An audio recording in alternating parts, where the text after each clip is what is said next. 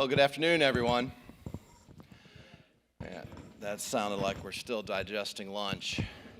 But good afternoon, everyone. I'm Todd Rokita. I'm the Attorney General. It's an honor to be here. We have applied for continuing legal education credits and maybe some others, so we're going to do our best not only to start on time, but to keep the train moving and end on time to make sure we get that credit. And also, speaking of lunch, although not lunch, we will have catered refreshments and light food after we finish today from Shapiro's, Downtown Delicatessen. So thank you all so much for coming to this important training session.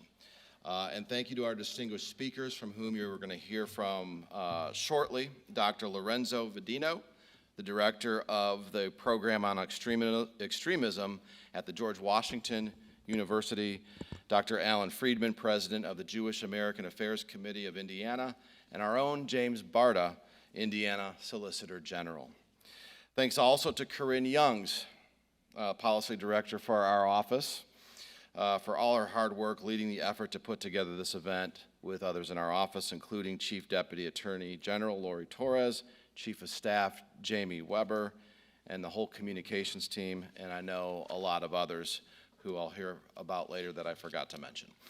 I also want to thank the elected officials who are here or who at least registered for this event. I did see Judge Gary Miller before we started, judge from Marion County. Judge, thank you for being here. Eric Hoffman, prosecutor of Delaware County, you here?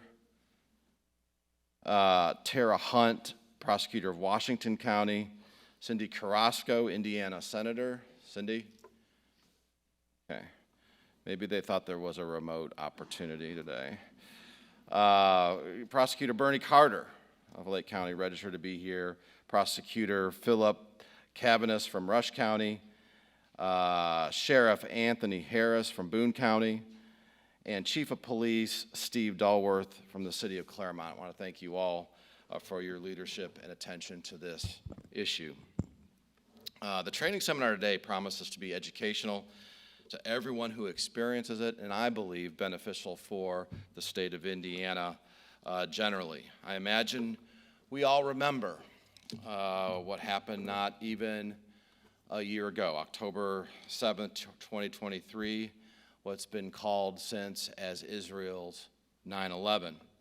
On that day, Hamas, a terrorist organization for sure, launched a vicious attack against the state of Israel. Now, just a few weeks ago, I personally viewed about 45 minutes of horrifying footage made available to me from that day. This was body cam footage from both terrorists and police. It also included security camera images that were public on the top of light posts and also from home security cameras. Nothing was edited, nothing was propagandized. It was raw footage from that day. And I'll never forget what I saw. There were atrocities committed that day against Jewish people that were just as cruel, just as grotesque and inhumane as the vicious crimes committed by the Nazis during the Holocaust. In that footage, I saw the brutal murder of whole families of unarmed civilians, including children. I saw terrorists randomly shoot to death many victims in their own homes and then loudly cheer about it, jumping up and down. They gunned down people walking down the street in the early morning that day on their morning walk. They shot people trying to flee the villages and the cities in their vehicles, after which the cars careened into ditches or hit light posts or hit other cars because there was no one alive behind the controls.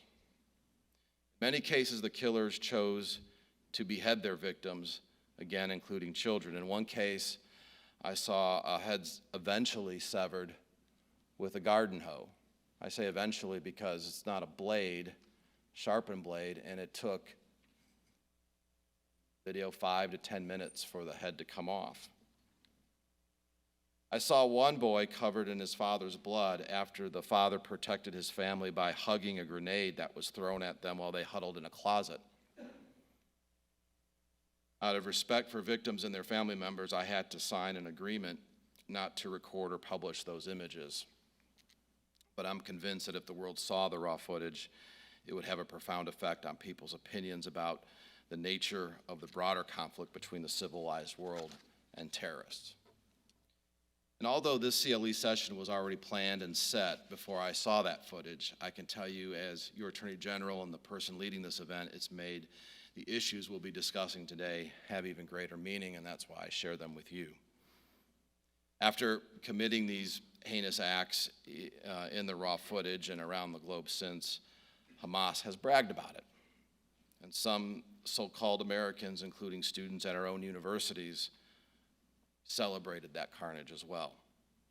This celebration, mind you, occurred before Israel even responded to the attack on October 7th. Since October 7th, even in Indiana, we've seen a dramatic rise in anti-Semitism, which is an irrational prejudice and hatred against Jewish people. And this simply reflects a maddening, larger national trend. In the 3 months following October 7th, the Anti-Defamation League recorded nearly 3,300 anti-Semitic incidents in the United States. That is a 360% increase from the previous year. And the following additional data from the Anti-Defamation League just came out this week. On U.S. college campuses specifically, there were more than 2,000 anti-Israel incidents during the most recent academic year. These included assault, vandalism, harassment, protests, and divestment resolutions. Now that is nearly a 480% increase over the prior academic year. These incidents continue as we speak. So as we gather here today, I hope we can, number one, unite together as professionals around the ethic of zero tolerance for illegal activity stemming from anti-Semitism, and two, commit to upholding the rule of law across all of Indiana, including by increasing law enforcement presence at Jewish institutions. As public servants, it would be hypocritical for us to turn a blind eye to anti-Semitism, yet still pretend we're doing our jobs. Let's be clear that fighting the scourge of anti-Semitism is not about anyone's particular view of the internal or external politics of Israel or the geopolitical issues facing the Middle East. Personally, and in full disclosure, I have been open about being strongly pro-Israel. But the purpose of the training today is to learn about the rise of anti-Semitic behavior here in the U.S. and Indiana following the events of last October 7th, and what we can do about it under state and federal laws, regardless of our feelings about the politics or the government of Israel. And this rise of anti-Semitism cannot be dismissed, excused, or ignored on the basis of people's different view of world politics. In fact, every elected leader, civil servant, and officer of the law has a duty and responsibility to stand against this anti-Semitism. And there's something else I'm sure we all understand. The conduct we're targeting goes beyond mere rhetoric or speech. That's protected by our First Amendment in the federal Constitution. We're talking about actual harassment, threats, and intimidation that endanger real people and therefore violate our laws. So it's up to all of us to help protect our fellow citizens and uphold equal justice. Wherever there exist vacuums of leadership, I will always be willing, as your Attorney General, to step into that breach, to lead and provide solutions, and I suspect you are willing to do that too. Hosting this training session is one step of many. Last May, I sent a letter to Indiana college officials reminding them that they are duty-bound under Title VI of the Civil Rights Act of 1964. That means working to eradicate from their campuses all forms of harassment, threats, and intimidation, anti-Semitism, or they would risk losing their federal funding. And under state law, they must ensure that student groups do not materially support foreign terrorist organizations. In fact, Indiana House Enrolled Act 1179, which took effect July 1st, imposes that common sense rule. In addition to that letter to college officials, we did something else, and this was just earlier this month. On September 10th, we issued an official advisory opinion in which we explained how the U.S. Civil Rights Act of 1964 and the Indiana Civil Rights Act apply to anti-Semitic acts. We explained that students and employees have statutory protections that must be enforced in educational settings specifically. We explained that schools and universities have the authority and obligation to combat anti-Semitism in these settings. And by the way, if you did not pick up that advisory opinion on your way in, you can get a copy on your way out, or you can get to it by scanning the QR code which is on the back of your program. And let me just say, I'm truly grateful to the leaders from our colleges and universities who are taking all these issues seriously. And today we have with us people who registered for this event from IU, from Purdue, and from Rose-Hulman. If you're here, could you raise your hands? Thank you very much. Thank you for being here. It means a lot. And while we're recognizing leaders, we also have several distinguished staff members, I understand, that are with us today from the Indiana Civil Rights Commission. Would you all please raise your hand if you're here? Thank you. We have some in the back. I see mostly. I asked them to raise their hand, and I would tell anyone, if you see or experience anti-Semitism here in Indiana, you can file a complaint with the Indiana Civil Rights Commission. This is the entity that investigates complaints of discrimination, particularly with regard to education, employment, housing, and public accommodation. It also educates organizations, companies, landlords, associations, and individuals on their rights and responsibilities under our civil rights laws. Going forward, my staff and I will certainly continue our efforts to stop anti-Semitism because truly, few notions are more antithetical to the values that we hold dear as Americans and as Hoosiers. Religious tolerance and freedom of worship have been central to America's laws and values since colonial times and since our inception as a state. Many of the first European settlers in North America and numerous immigrants and refugees since came here to escape religious persecution in their home countries. After achieving independence, Americans enshrined those values in the U.S. Constitution, which provides strong protections for religious freedom against encroachment by government authorities. So together, we can all work to preserve and protect the values that we're supposed to cherish. And we each have a duty to do our part. I hope this training helps. I hope it helps each of us gain a deeper understanding of exactly how we go about doing that. And with that, I would like to introduce our first speaker. Dr. Lorenzo Vedino is the director of the Program on Extremism at the George Washington University. An expert on Islamism in Europe and North America, his research over the past 20 years has focused on the mobilization dynamics of jihadist networks in the West, governmental counter-radicalization policies, and the activities of Muslim Brotherhood-inspired organizations here in the West.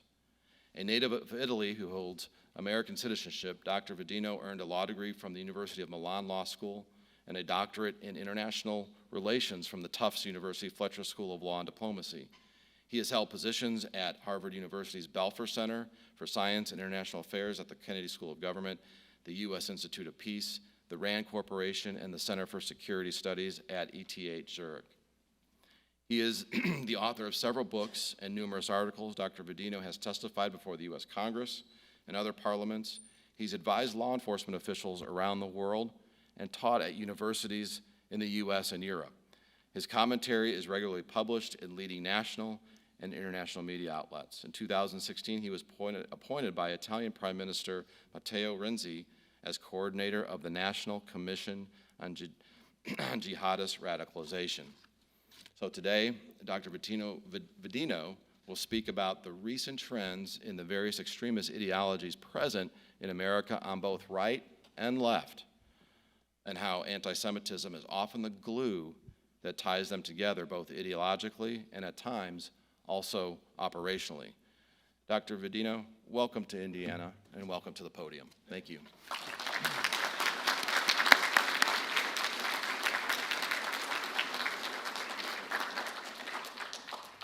Thank you very much. Probably didn't expect the Italian accent today. I want to thank the Attorney General for hosting me today. I want to thank his office. They've been terrific at organizing the whole thing. I want to thank the state of Indiana for the warm hospitality. It's a pleasure to be here. But of course, I want to thank you all for taking time off your busy schedule on a Friday afternoon to come here. That's extremely important. And I think I want to thank you for what you do regularly on your day-to-day in your job in keeping everybody in Indiana and nationwide safe. The program on extremism, which I have the pleasure of running, was set up 10 years ago to do exactly what I'm going to do today. That is to work, to inform, to support, to help law enforcement and policymakers get a better understanding of extremism and of the most recent trends in extremism. I run a small team of around 12 people. Half of them are from a law enforcement background, most of them former FBI. The other half are academics. We try to bridge the two and really create products that range from seminars to written products that help you guys in what you do in keeping us safe. So that's the goal, and thank you again for what you do. We're going to talk today about different aspects of anti-Semitism. I want to start talking more about the intersectionality of anti-Semitism, how anti-Semitism is common throughout the extremism spectrum in the United States, but when I want to delve more into the more recent trends that we have seen post-October 7th, and in particular looking at the campus dynamics and what the entities that we have seen creating trouble on campuses, who they are, where they come from, and what the history and tactics that they use are. But there's no question that we have seen a surge of anti-Semitism, as the Attorney General was saying. I know Alon will have a long presentation about that. The data is very clear about it. And what we are seeing is that no matter what kind of extremist ideology you look at the program we look at all kinds of ideologies, anti-Semitism is there, whether it's Islamist, whether it's extreme right, extreme left, black supremacist, whatever ideology you have, an anti-Semitic component will be there. And what we have seen over the last few years is actually that individuals and groups that belong to this very disparate extremist ideology converge in their hatred of Jews and the Jewish faith. That is very evident online. You will find in some dark corners of the internet, but actually also sadly in fairly mainstream corners of the internet, individuals who belong to the most different extremist ideologies that actually hate one another, yet chatting and agreeing on their hatred of Jews. It's common to see actually also very confused people, because in many cases we're talking about extremely young people, teenagers, preteens that are active on social media platforms, and they have no ideas about the complexity of extremist ideologies. They're just fascinated by the most superficial aspects of them, but they nonetheless converge on, let's say, 4chan, 8chan, all these different platforms. And at times, of course, I would say most of the time is just talk, is what we all do on the internet, we talk. But in some cases, it goes beyond that, and talk becomes action. The FBI talks about salad bar extremism. It's a growing trend that we have seen in extremism where often young, not always young, but confused people pick and choose, exactly like at a salad bar, different parts from different extremist ideologies and create a very confused and confusing, but soothing for them extremist ideology. They might like bin Laden, and they like Che Guevara, they like Hitler, and they like the Columbine shooters. They all put it together. But again, in all this very confused salad bar, what is the glue that keeps it all together? It's often, I would say almost all the time, anti-Semitism. This is a textbook example of that. Is the gentleman you see here is actually the same gentleman. His name is Nicholas Young. He was a DC Metro police officer who had a big passion for Nazi paraphernalia. He dressed up in uniforms, a big neo-Nazi supporter. At some point, though, he got interested in ISIS. And he became very fascinated in actually an individual we're going to be looking at later, which was a Muslim leader who became a close ally of Hitler. Now, you can guess what was the fact that led Young to be, at the same time, because the pictures were taken more or less at the same time, to be loving these two extremist ideologies. Nicholas Young was eventually arrested and convicted for material support of ISIS for planning an attacks in the US. This is another example of this intersectionality. We recently released two reports at the same time about two ideologies that have no sympathy for one another, but nonetheless come together in their hatred of Jews. One is the Christian identity movement, and the other is the Black Hebrew Israelites. Now, both of them, as you can imagine, Black supremacist group, not a big fan of white people.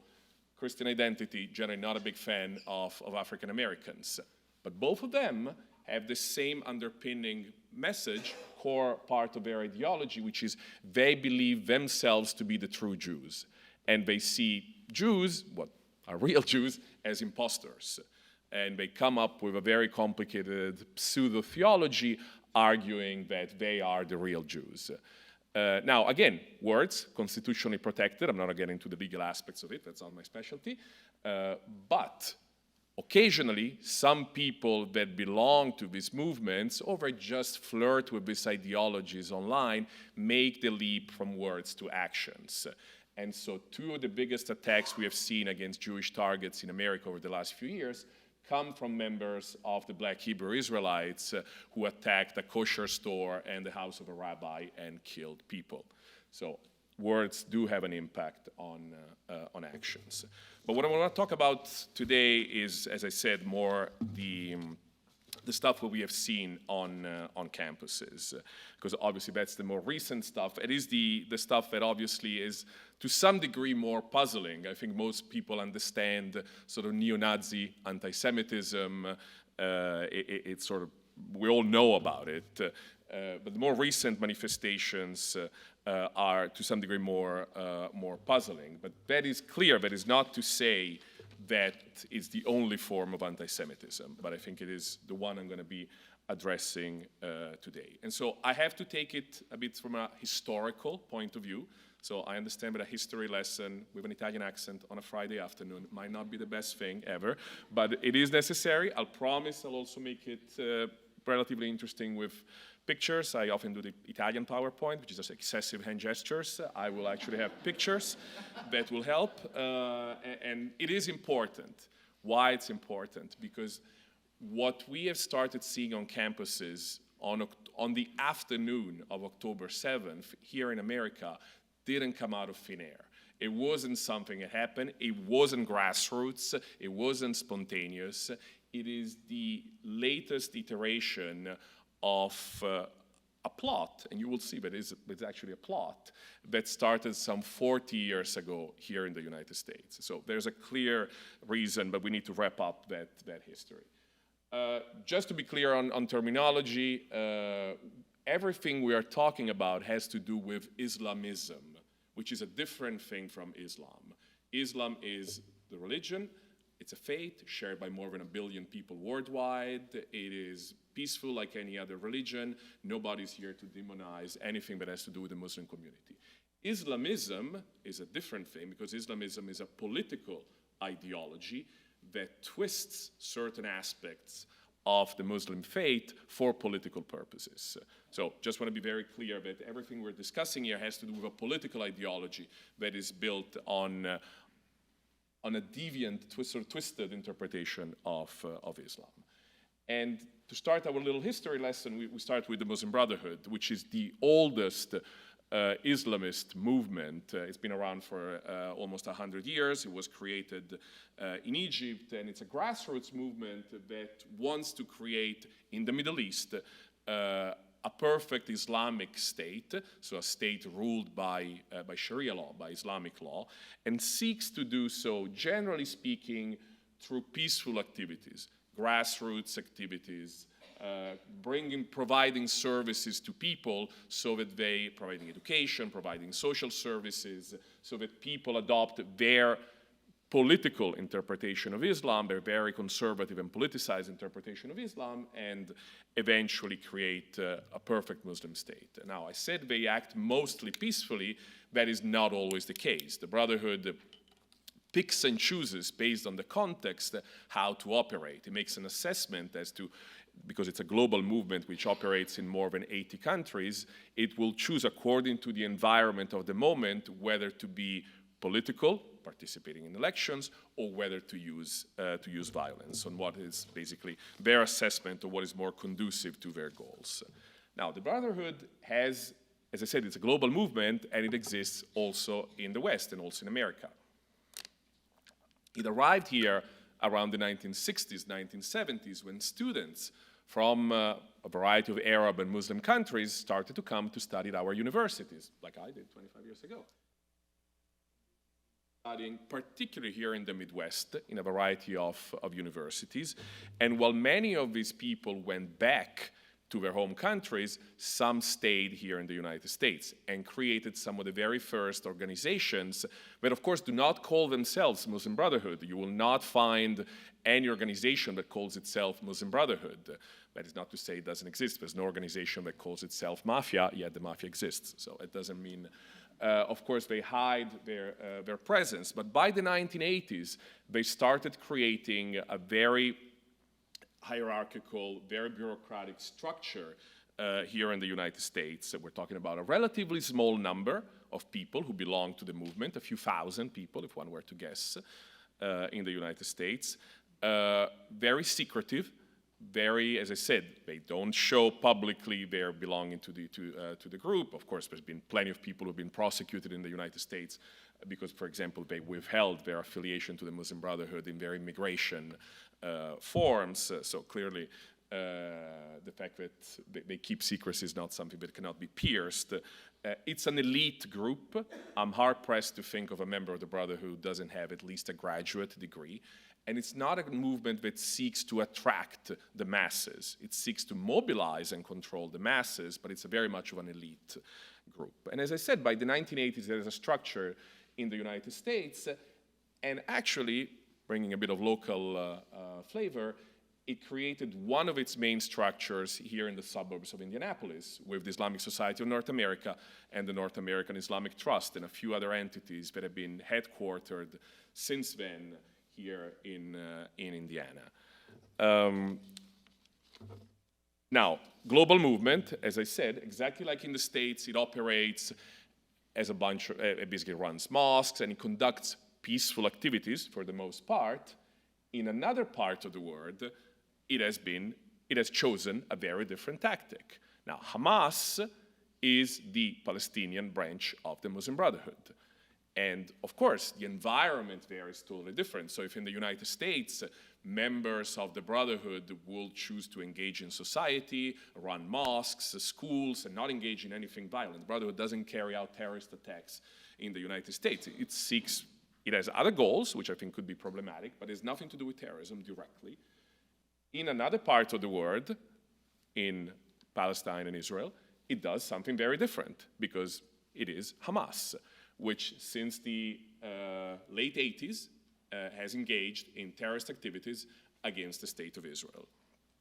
And so what happened is that once Hamas was created, it mobilized, the global network of the Muslim Brotherhood mobilized all its different branches around the world to carry out activities in support of Hamas. The centrality of the Palestinian conflict for Islamist group is a very important, is crucial. And so they mobilized different branches to carry out activities to support, each in their own ways, the Palestinian struggle. In the United States, the leader of the Muslim Brotherhood at the time was the gentleman over there who was at the time a PhD student at the University of Louisiana, and his name is Moussa Abu Marzouk. What is Moussa Abu Marzouk now? He's the number 3 in Hamas now. And that is telling of the importance of the US historically for Hamas. You will find many members of the current Hamas leadership who had spent years in the United States, studying at universities, running mosques, and carrying out different activities here. So what Marzouk, when he was still living in the United States, does in the late 80s is to set up an infrastructure here in the US to provide support to Hamas back home. And what the network under the leadership of Marzouk does is that it creates these entities. There's the Holy Land Foundation, which is based out of Dallas, is the Islamic Association of Palestine in Chicago, and the United Association for Studies and Research, which is sort of the think tank and is based out of Northern Virginia. And they start thinking about what activities to carry out with 3 different entities. Now, the overarching theme, and we're getting to why this, from an anti-Semitism point of view, is clear, is that, of course, what is their view of the conflict? And this is in, by the way, everything that you're going to see in quotations, it comes straight from exhibits in the federal trial of the Holy Land Foundation, which is the largest terrorism financing case in American history. Nothing that I wrote. These are all internal documents from the Hamas network in America used as exhibits in a federal trial. So this is not conspiracy or weird things. This is as legit as it gets. The view that Hamas takes, and that this is a document written by the US-based Palestine Committee, so the Hamas network in the United States, has nothing to do with land or with territorial conflicts between Israelis and Palestinians. It is about a religious conflict and anti-Semitism. You can read, without my Italian accent, what their view is.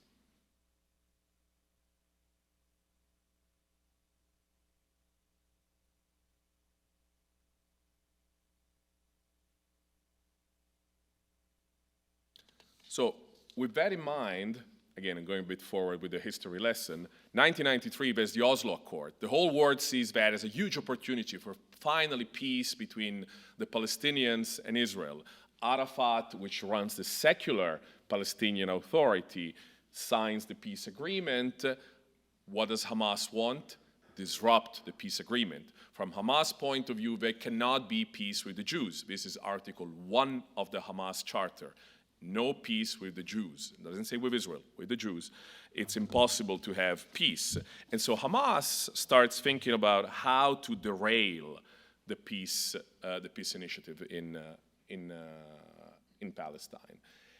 And what happens also is that the US network also starts understanding that it needs to play a role in disrupting the peace, but it also understands, these guys are smart, as I said, very well educated, that the US government is coming because Hamas is the disruptor of the peace. They are the Hamas network in America. The FBI knows about them. So we can no longer operate freely. And Hamas is about to be designated, which indeed in 1995, the US government designates Hamas as a terrorist organization. So what happens is that Hamas leadership that existed here in the United States has a secret meeting in Philadelphia, by the airport in Philadelphia, and they meet for 3 days. Now, the beautiful thing is that the FBI wiretaps the entire hotel, and everything those guys say is wiretapped, and all the conversations, the transcripts, are used in a federal trial to show what these guys were planning. Now, why is this interesting? Why is a 1993 meeting interesting? Because a lot of the things, of course, I've selected a few parts of it, outline a strategy which has been implemented over the last 30 years and that you will see as very visible today on college campuses. So as I said, nothing comes out of thin air. As I said, the Philadelphia meeting, these guys are panicking. They're thinking, okay, the US government is coming, we have to change strategy.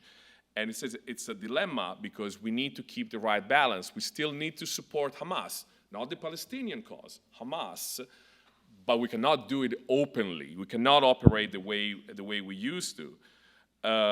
We must formulate, it said, at the same time, we cannot fall under the accusation of terrorism, and those who harbor terrorism or tend to according to the American definition. This is the true problem.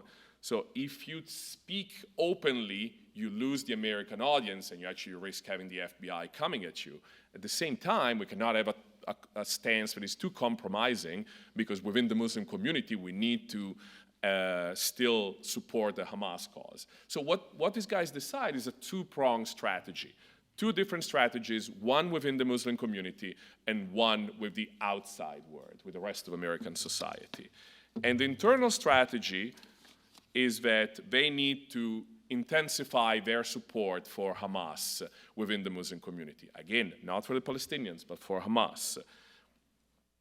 And I think the quote here tells you everything about what this network believes is in the coming stage, the most important thing is we can provide support for jihad in Palestine.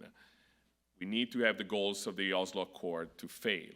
So the idea is to indoctrinate people within the Muslim community where this network runs a fairly big number of mosques. Keep in mind that an entity like the North American Islamic Trust, based out of Plainfield, Indiana, owns the deed for more than 1,000 mosques throughout the country.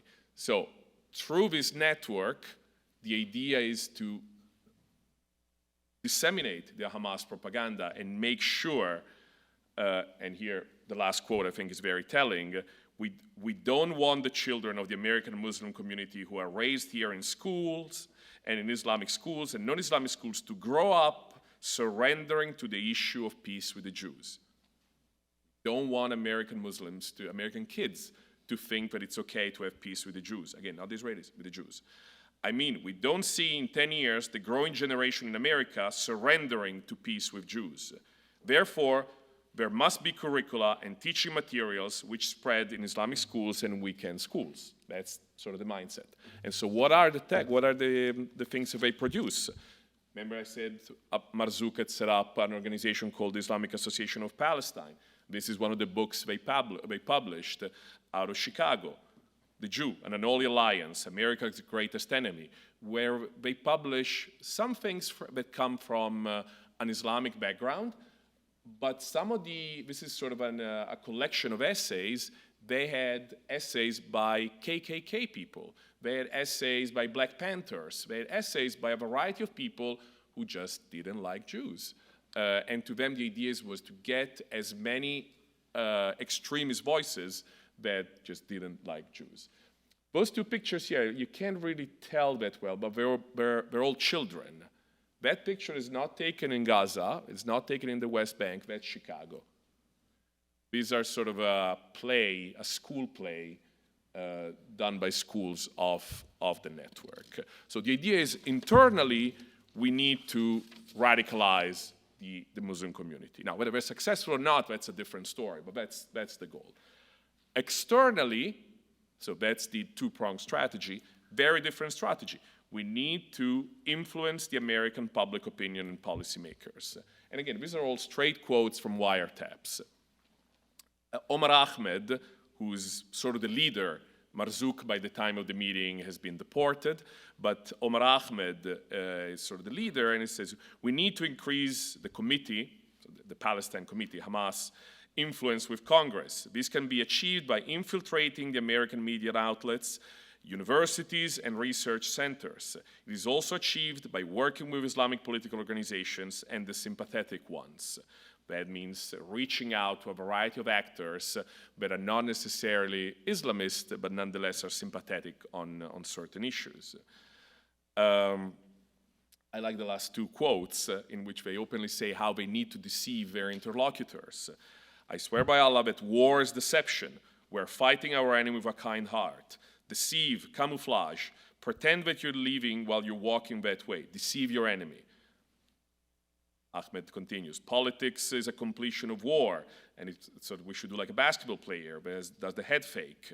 So the idea is that you need to say certain things when you're meeting with congressmen, when you're meeting with law enforcement, when you're meeting with all your interlocutors who are outside the Muslim community to influence them. And a big part of that is the media, is how do we work in the media. Within that Hamas meeting in Philadelphia, there's an internal workshop done by this gentleman named Nihad Awad. Keep that name in mind because it will come back. And the gentleman runs this workshop. It's a very professional workshop, kind of like what we're doing today, in which they discuss how they should present the case of Hamas to American media. And we say, you cannot go there by saying you support Hamas. You have to be more indirect. You have to be more slick in how you do things.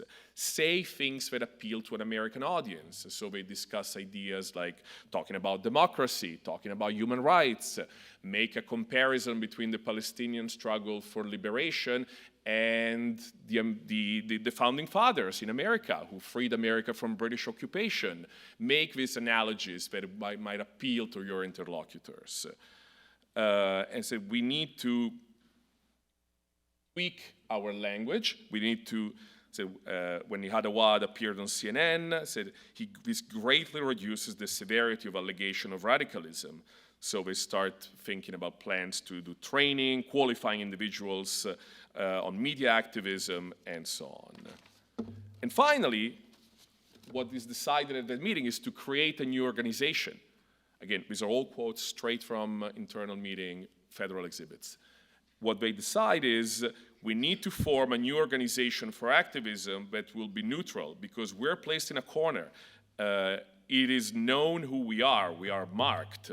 Bottom line, they know that the entities they created were under FBI observation. They didn't know the FBI was wiretapping them in that very moment, but they knew they were under observation. And so we need to create a new entity with a nice name. Here they discuss how they should have names that don't betray the fact that they are Hamas. I said, let's not hoist a large Islamic flag and let's not be barbaric talking. We will remain a front so that if the thing, the forthcoming designation of Hamas happens, we will benefit from new happenings instead of having all our organizations classified and exposed. So create names that make sense. Create sense, I love this quote where he says, why Al-Aqsa? Don't use Arabic sounding names. They scare people off. They scare American off. So use names that are appealing to everybody. It says make yourself a big name like that, like Palestinian General Education Academy, and give it a media twinkle. There is no need for Al-Aqsa, Al-Quds, Al-Shakra, and all that stuff in Arabic. What happens 3 months after the meeting of the Philadelphia meeting is that the Council of American Islamic Relations is created. Remember I said there was to keep one Arabic name in mind was Nihad Awad, the guy who gave the workshop on media. He's still now the director of CAIR, Council of American Islamic Relations. Again, the top exhibit. Internal document from the Hamas network introduces an exhibit in the HLF trial. And so what happens is that several of the attendees at that meeting became the top leadership of CAIR. Now, CAIR, of course, has over time, to some degree, evolved. Is everybody that is part, CAIR has become a nationwide organization with branches throughout the country. Is everybody that is part of CAIR Hamas? No. Does CAIR do some good work? Yes. Do people within CAIR, does everybody within CAIR even know about this history? No, likely not. Is the leadership of CAIR still run by the same people who were in Philadelphia in that meeting discussing how to present Hamas in a different way? Yes, that's the leadership of CAIR. And I think that's important to know considering the background of the important work that CAIR does, the prominent role that it plays sometimes in advocacy, in lawsuits, and in things like that. Now we fast forward a bit. The Holy Land Foundation, of course, different environment with the Second Intifada, September 11. Those events play a big role, and the Holy Land Foundation, which was the charitable arm of the Hamas network, is designated as a terrorist organization. The network, of course, does what it has always done and what it still does. You shut one down, they open a new one. It's the whack-a-mole game that they play. So a month after the Holy Land Foundation is shut down, in Chicago, in Toledo, Ohio, they open Kind Hearts. Remember the quote, fight them with a kind heart? They open Kind Heart, and it's the same people, it's the same structure, it's the same publications that they use. Kind Arts is also shut down, and ever since it's been this whack-a-mole between the US government and all these entities, which they open and shut. Now, what also happens is that the late 90s, this young man over here, who is a Chicago-born American citizen, who is studying in Israel, is killed in a Hamas terrorist attack outside Jerusalem. And the parents, that's his mother, sue the Hamas infrastructure in America in civil court under the Anti-Terrorism Act, and they win. The act argues that basically if you're a domestic entity that provides support to a designated terrorist organization, you can get sued, and also what you lose, actually the damages are tripled. So they lose $156 million. Great win, yes and no. It's a symbolic win, because the next day, these guys basically, the lawsuit is against the Islamic Association of Palestine, it's against the entities that we discussed so far. But all these entities magically evaporate. And they disassemble, they bankrupt, they say we don't have assets, they shut down. Guess what? 2 months later, they recreate new entities. It's again the same people, the same offices, the same domain even for the website, the same structure, the same affiliates nationwide. And so obviously this is a new lawsuit that has been filed under the alter ego doctrine, arguing this is a little game that they're playing. This is the same people, the lawsuit is ongoing. But what is the entity that is created by those individuals whose first iterations were shut down, first by the federal government when the HLF was designated, and then by losing 156 million, they create one main entity, and it's American Muslims for Palestine. Now here you will see that these are the individuals who,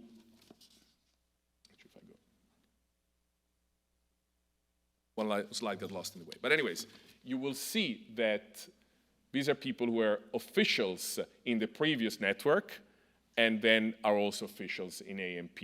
This gets very confusing. I know it feels a bit that meme on the internet with the guy with the all the connections, and it is and it is partially done on purpose to make it quite confusing. But you do see that people who are top officials in IAP, HLF, then become the people who run AMP.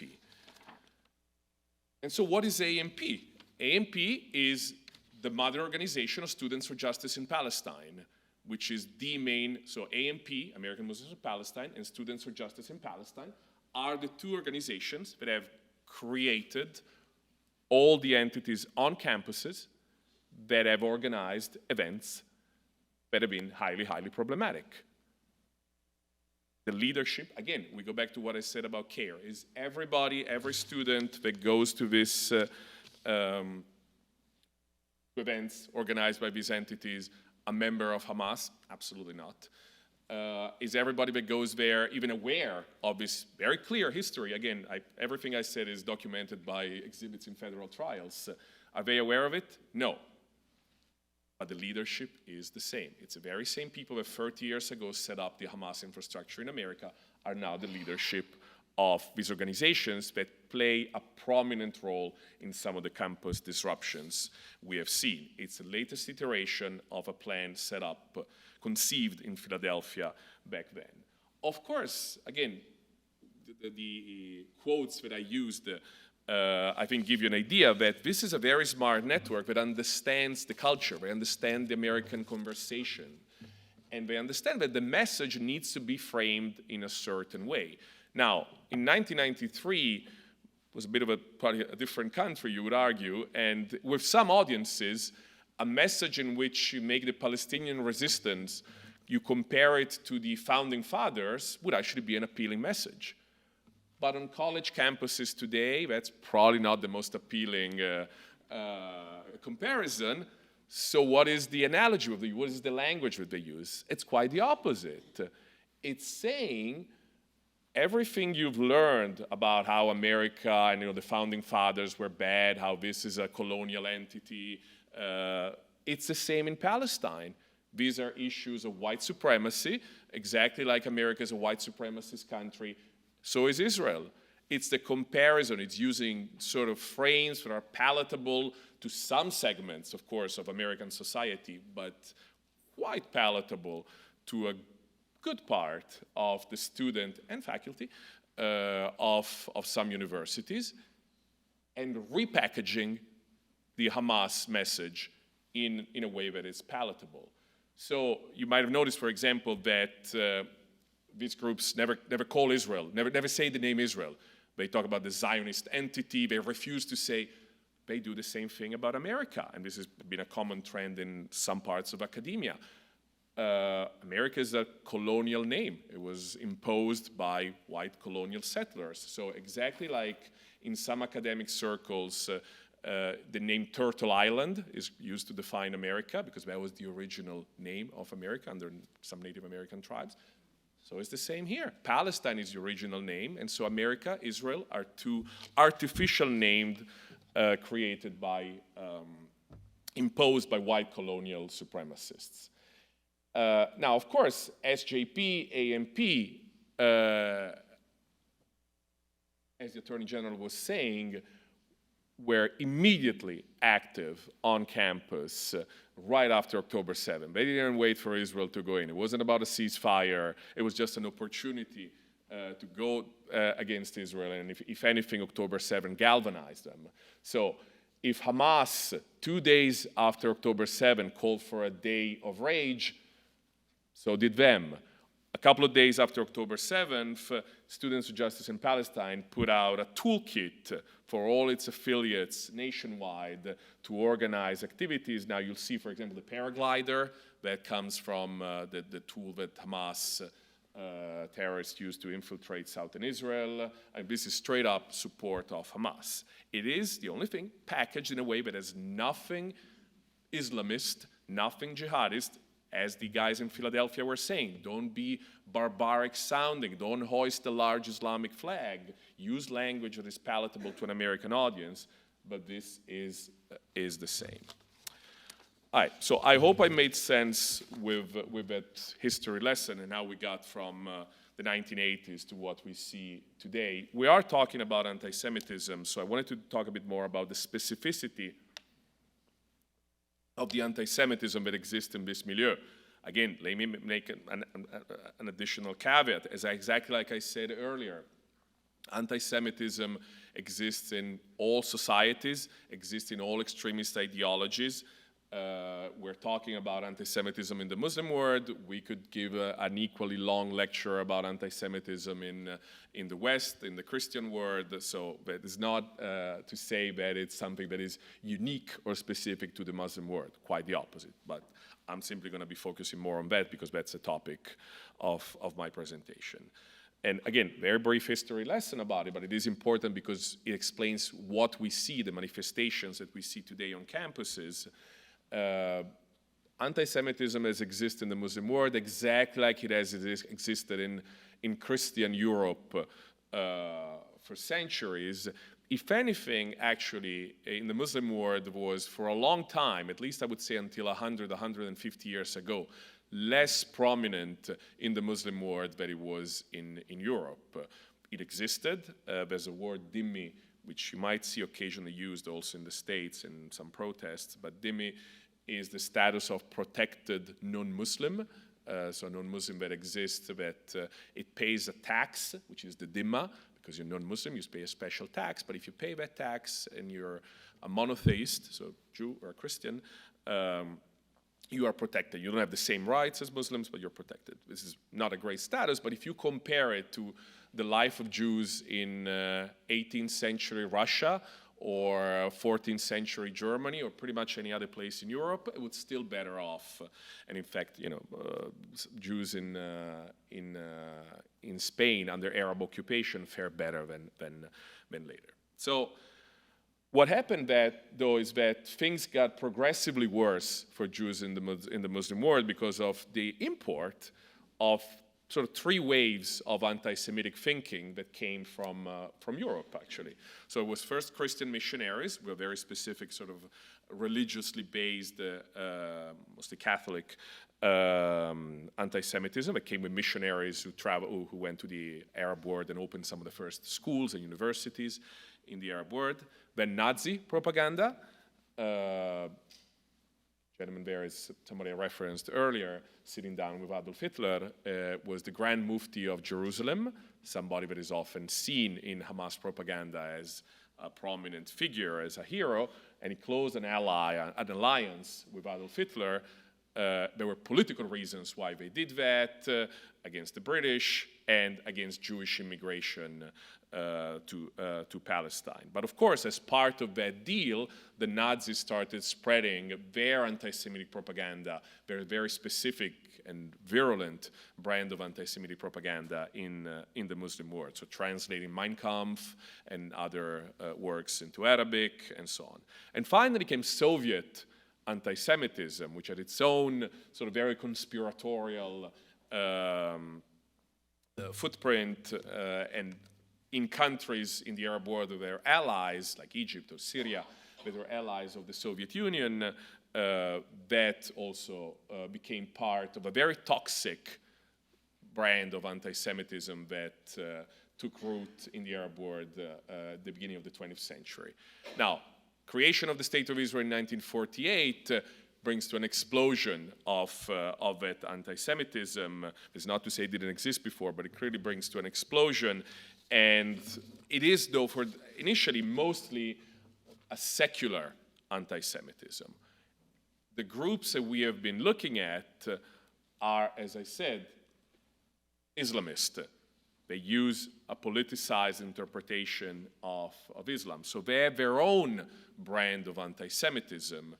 And what they basically say is that they repackage your classic anti-Semitic propaganda through religious frames. They will see Jews as powerful enemy, always conspiring to kill, to keep certain groups down. They often frame it as a conspiracy of Jews against Islam. They see Israel as preventing Muslims from leaving the Muslim faith entirely. They occupy the Holy Land. So you will see this gets quite practical, because you will hear, and I know we've been conducting some of these trainings for law enforcement and trying to understand what some of the things that are being said and written in some of the protests. Some are in Arabic, or they use references to things with sort of an Islamic background or in Arabic, and they might sound in a certain way, but one has to understand the background of that. So you will hear, for example, often a chant in Arabic. You hear it in the States all the time in protests on campuses. I've heard it with my own ears many times here. But it says in Arabic, and I say it in English, it says, Khaybar, Khaybar, O Jews, the army of Muhammad is coming back.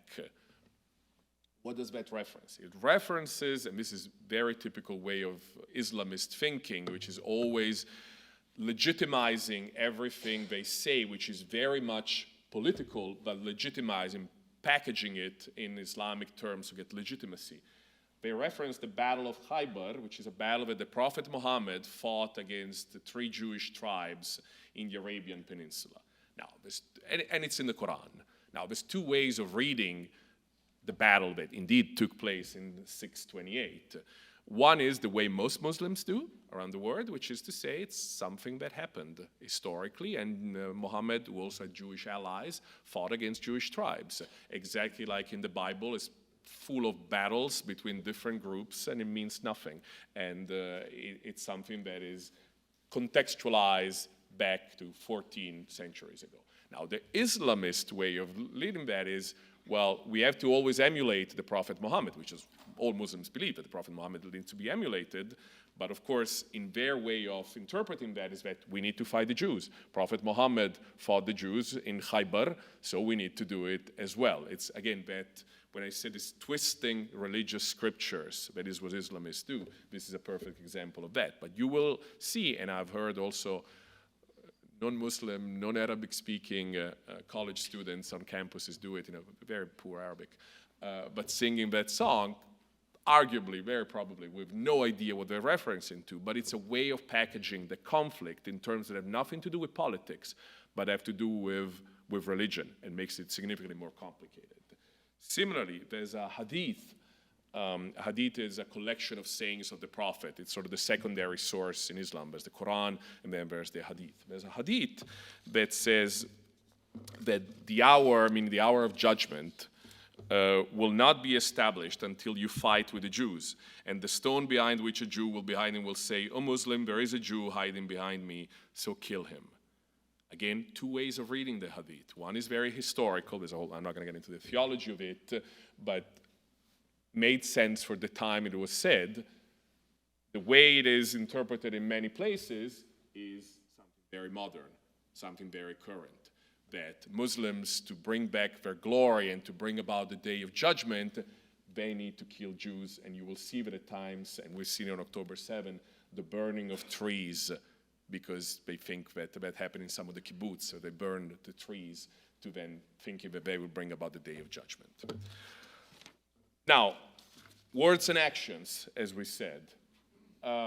These narratives of Jews being powerful, Jews being controlling, which are never in control of everything, which are narratives that come from all forms of anti-Semitism, and are very common, of course, exactly like you would have it in sort of neo-Nazi circles or in other circles, very common also in Islamist circles.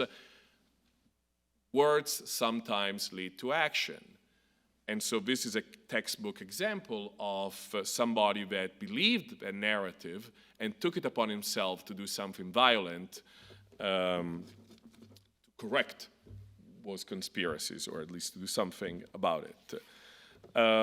This is a gentleman from the UK that a few years ago flew from the UK to Texas and entered the synagogue in the Dallas suburbs and took hostage on a Shabbat, took hostage the rabbi and a few people who were there.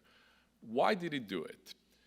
Well, there's a lady, her name is Afia Siddiqui, better known in law enforcement circles as Lady Al-Qaeda, who's a very prominent recruiter for Al-Qaeda in the United States. By the way, very smart woman, as a lot of these people are. She was a graduate student at MIT, and she had married one relative of Khalid Sheikh Mohammed. Khalid Sheikh Mohammed is the mastermind of the 9/11 attacks. So she's royalty within Al-Qaeda.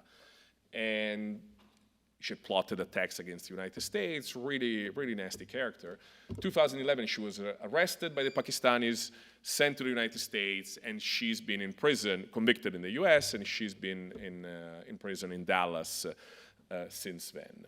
Now, she has been a cause célèbre in Islamist circles. She's a very prominent figure, and there's a campaign going on, including with not just in Al-Qaeda circles, but including in fairly mainstream Islamist circles. CAIR, Council of Islamic Relations, had banquets and fundraisers for her, that she's innocent.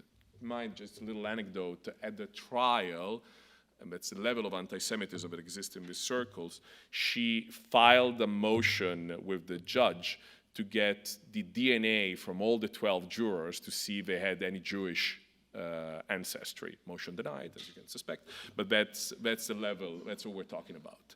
So he flew from the UK thinking, and what's the thinking? The level of anti-Semitism is, the thinking is that, and he said it to the rabbi in the 12 hours he held the synagogue under siege, said, "You guys control everything. Now, you call the FBI," and he's thinking that a call from the rabbi of a local synagogue in Dallas would lead immediately the FBI to set free Afia Siddiqui, because the Jews control America, the Jews control everything, so it'd be easy. I mean, the guy had some mental health issue, was problematic, but nonetheless, that tells you a bit, the relation between words and action, the fact that somebody that has been immersed in these sort of narratives can then do something about it. We have other cases of people who have moved from, how am I doing with time? So let me speed up a bit. So the cases in which people have moved, people who have been sort of immersed in Islamist milieus and have moved from words to action are plentiful. latest case, and this is something that is from 2 weeks ago, a gentleman from Canada that was arrested planning to come to the States, go to New York, and carry out attacks. It chose October 7 and October 11th, the 7th for the anniversary of the attacks, the 11th because it's the beginning of Yom Kippur, and the idea is to carry out attacks. It says attack on U.S. soil that would be the largest since 9/11. He was arrested. Now, let me wrap up in the minutes that I have left before the Q&A and look at another component of this, because everything we have discussed so far has to do with the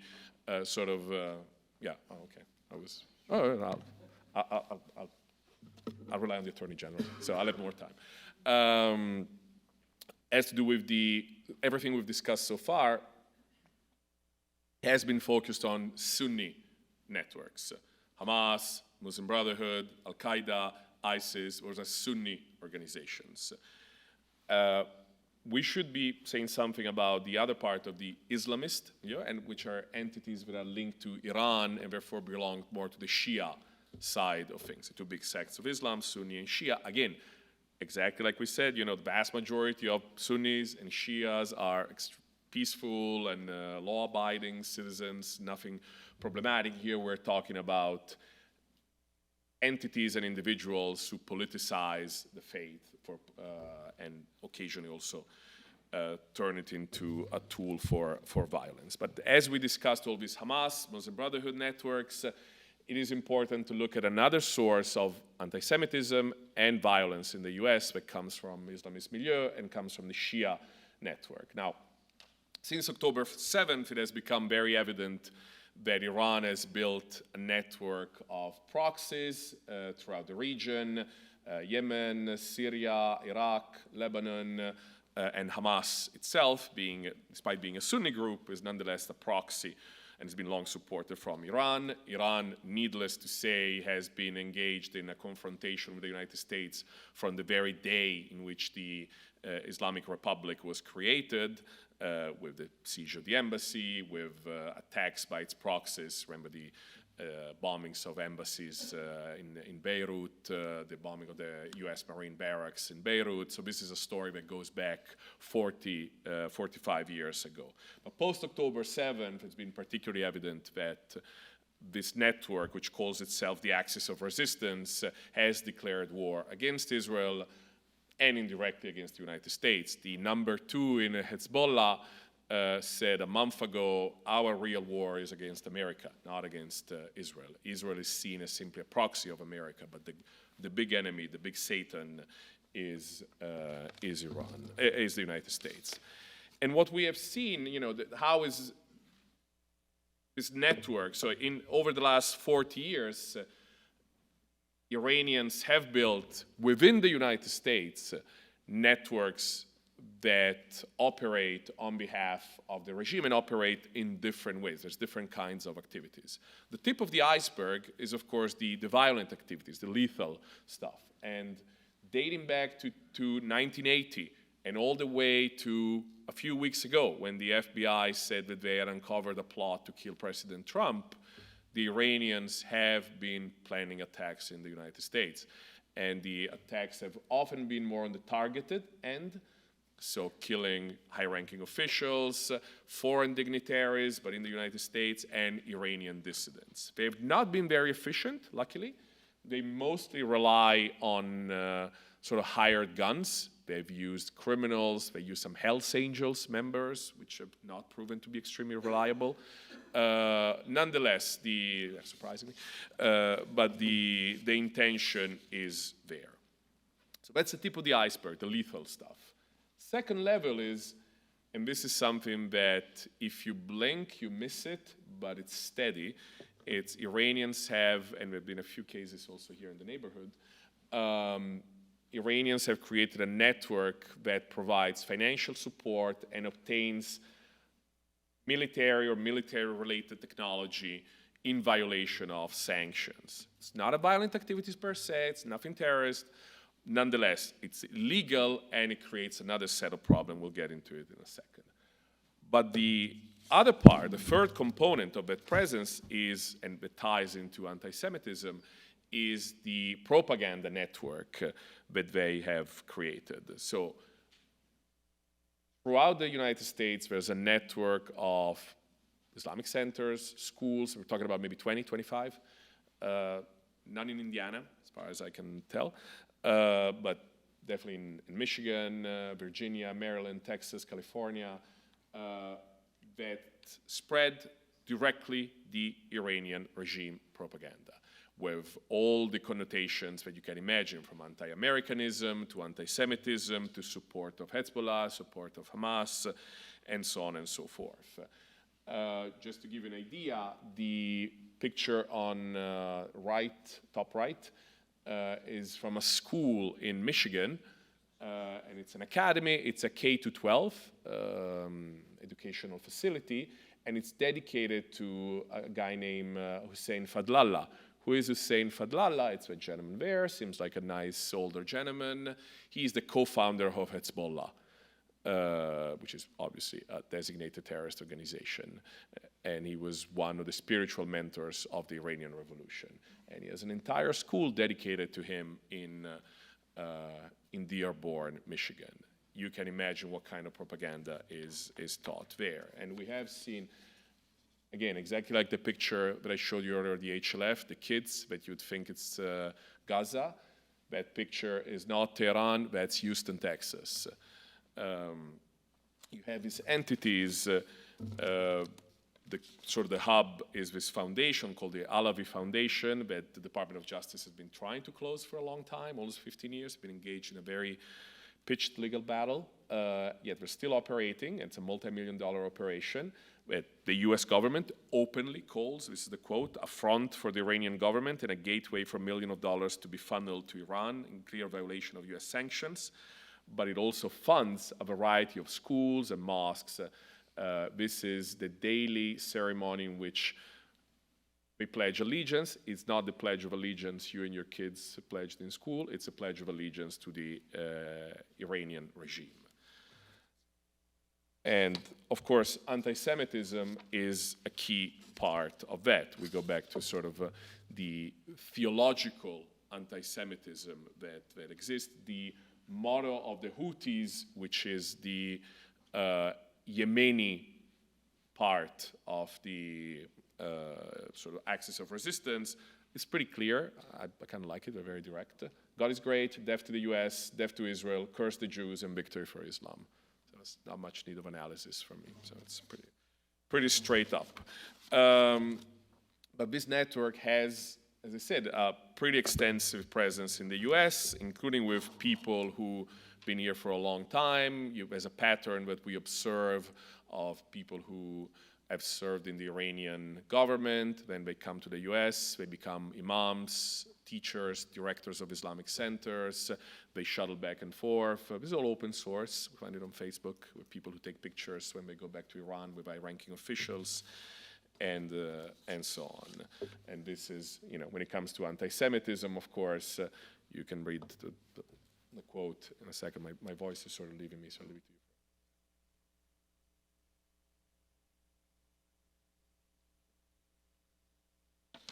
Now, why is this all important?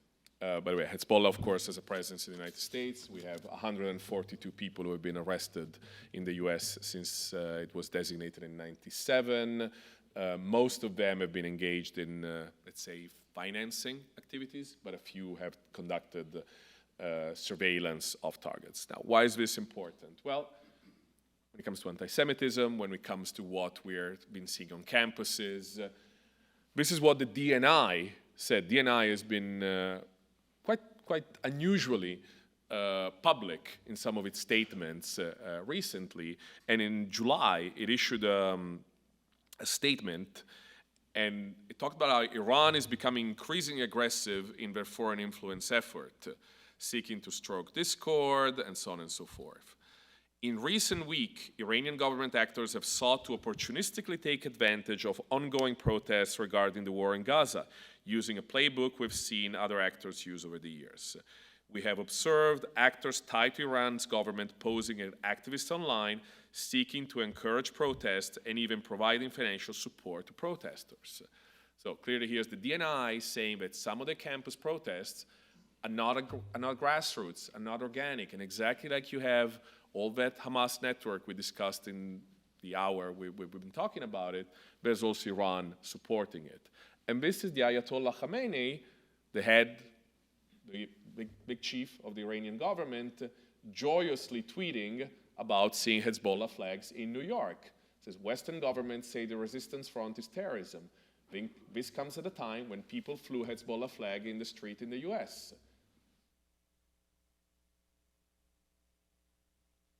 And we see organizations like this that are closely linked to the Iranian regime.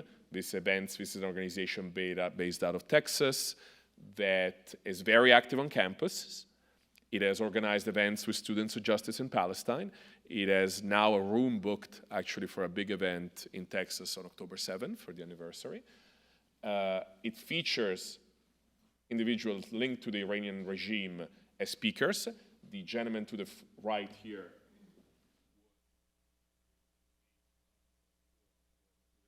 for violation of sanctions for Iran.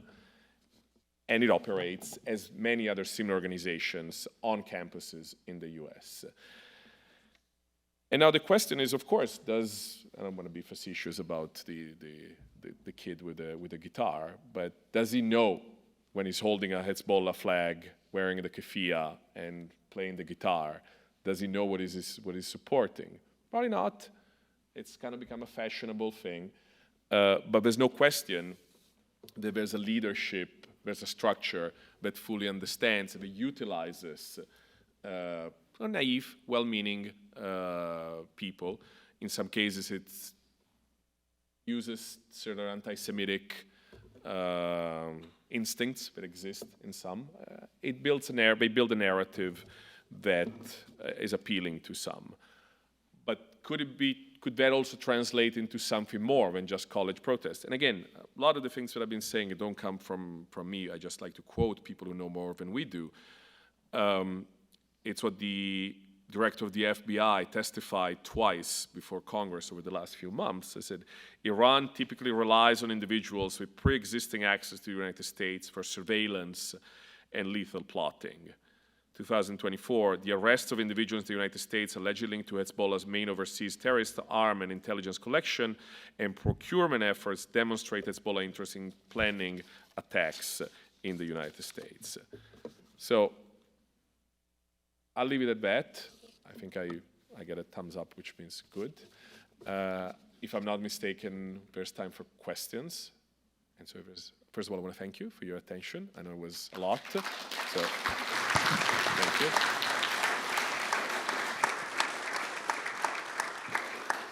Thank you. And if there are questions, yes, I see a gentleman there. I was just wondering what prompted you to get into this, to become an expert. That's another history lesson. It's almost as old as the. Well, I grew up in an interesting neighborhood in Milan. Back in the 90s, if you wanted to go to the big geopolitical battle was Bosnia back then. Jihadists were going to Bosnia. If you wanted to go to fight in Bosnia with the Mujahideen back then, you went through the mosque in my neighborhood. Just happened. And you would get a fake forged ID, a gun, an ID that said you worked for a charity, and that was my neighborhood. And I played, well, as a good Italian boy, I played soccer. I would say football, but I played soccer with a couple of guys who ended up going to Bosnia to fight, and one of them died. And so to me it was interesting. That's the neighborhood. Then 9/11 happens, and then it's like, okay, it's more than the neighborhood. And so I got interested ever since. Yeah, what we try to do is, as I said, as a program, as a center, and I think what I sense is that there's a dire need of that, is that we try to study this phenomenon in a way that is academically sound. I started off sort of as a journalist at the beginning, then I got more into academia, but I understand that the important thing is law enforcement, it's prosecutions, it's the way people here see the problem. So I try to bridge the three aspects, and the idea is to have research that is methodologically sound, but packaged in a way that makes sense to the consumers. And to me, the main consumers, the first consumers, are people who are in the field doing the kind of work that we do, and that's why half of my staff is from law enforcement. But I say what we all have in common is that we sort of have weird ways why we came to this field, but we're all fairly passionate about it. Gentleman all the way in the back.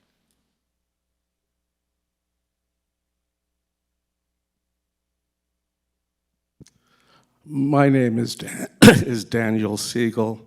I'm a 66-year-old American Jew.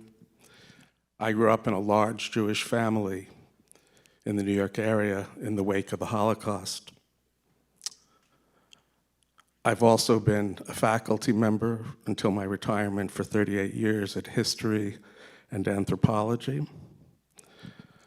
I am so saddened by your presentation today, which I think is profoundly misleading, supportive of hate, and something that fundamentally undermines our struggle against actual anti-Semitism, which is always heinous. I am proudly on the State Coordinating Committee for Jewish Voice for Peace. As a faculty member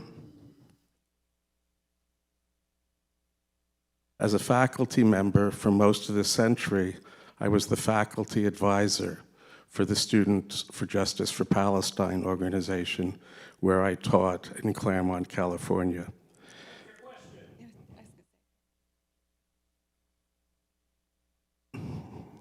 My question has to be predicated upon pointing out the numerous false information that was given to us today. I'm not sure if I'm going to be permitted to speak or not. I think you are. I think you probably might make sense in any case to ask a quick question. You can maybe point out things that are factually incorrect. I'll be delighted to reply to that. Let me begin by saying that I have never experienced any of the anti-Semitism that you describe as somebody who's worked closely with Palestinians, Muslims, and Arabs in America, and has had the opportunity, the privilege to travel to Palestine in 2018 and 2023. Can you provide any accurate and actual information that supports the notion that there's been an increase in anti-Semitism since October 7th? And my second question is this: are you aware of the, if anything, disproportionate number of proudly Jewish students in the encampments, and aware that we celebrated Shabbat in the encampments and were protected by our Muslim and Christian Palestinian allies in the encampments, just as when they prayed, we surrounded them to protect them from the repression of the state? Thank you. Sure. Well, first of all, thank you for your questions. I don't think any of what you said denies the truth of anything I said. Everything we say here, I mean, again, you might not experience that, and I'm very happy that was not your experience, but it doesn't make anything we said there untrue. Is any of the conversations, of the documents that I've used there, does it become untrue because of what you said? I would also say, and of course I didn't add the document because I didn't think there was a need, that part of the conversations and the documents, which I'm delighted to provide you with, talk exactly about that, about using Jewish voices to be allies for Hamas, because it would be, and actually you do have a bit to some degree a reference, you have a reference to that when they talk about sympathetic organizations. Second quote.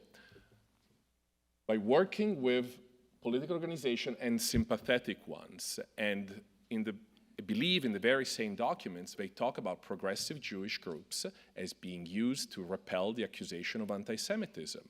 So they talk exactly about having people of a Jewish faith to be their allies, work with them, but at the same time to pursue the Hamas agenda. So the very same people that produced this book also had a document that said that they should be working with Jewish groups. So if you have not experienced that, as I said, I'm very glad, but it doesn't deny the truth of anything that has been said there. Thank you. Any question?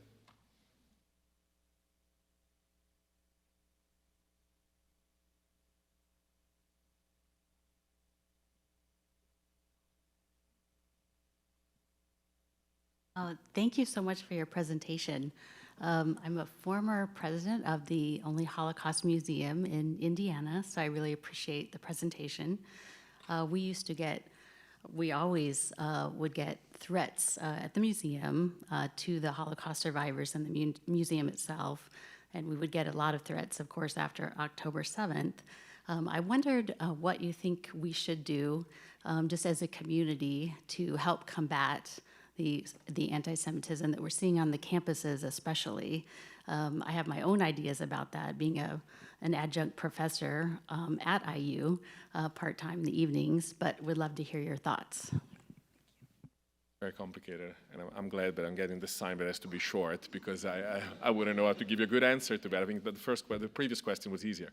I mean, obviously, as anybody from an academic background would say, education is key.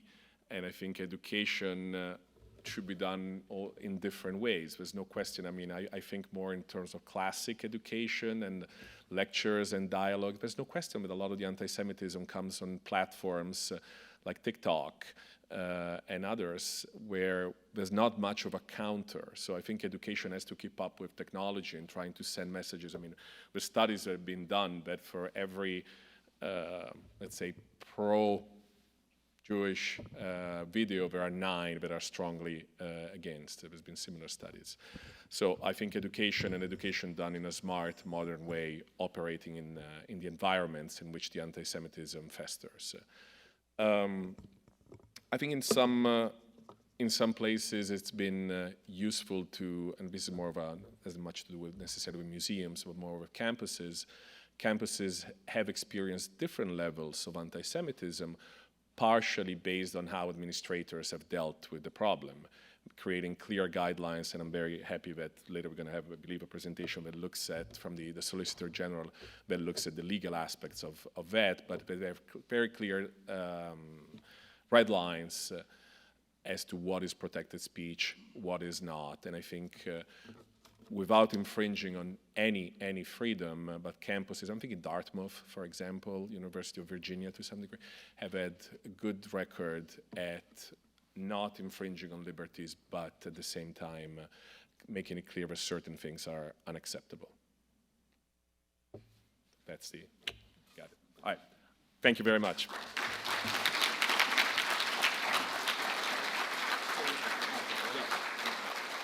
Thank you very much, Doctor.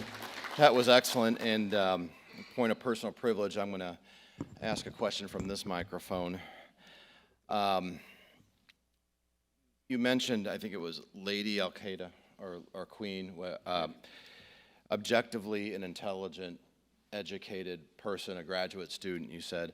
Can you recap for us and or explain in more detail how is it that objectively educated, intelligent people can misinterpret a faith? I mean, I'm not saying that educated, intelligent people aren't faithful. They are. But how can a religion or a faith get so misinterpreted into the fanaticism that we see? And since you're on a college campus, can you help explain that any better? The challenge is that has been the big question mark on how the religion, then, is it? No, yeah. You can apply the same analysis of, I mean, in law enforcement, it's called the radicalization process. And there's really no method to the madness. That's the reality. Also, there's, when I give these presentations, I'm more on sort of jihadist circles, but, part of my team does it on extreme right-wing extremism. We cover all forms of extremism. And with all of them, it's impossible to have a common profile from a socioeconomic, from an age point of view, from a socioeconomic, educational, ethnic. But it's absolutely not possible. But it's to say, it's not surprising that people with a higher education have this kind of ideology. We discussed earlier that most people that belong to these groups have PhDs. Think about the leadership of Al-Qaeda. People like Bin Laden, Zawahiri, they were all highly educated. They came from very affluent families. It happens. It's radicalization studies have moved, and that's how the FBI operates quite a bit, into the realm of psychologies, more than social sciences, really looking at individual profiles and what psychologically makes them tick. So maybe a follow-up conference is to study the Yes, radicalization it's a process non-answer, but please for an invite again here. Yes. more. Oh, thank you. Please for invite. Thank you. Yes. Thank you.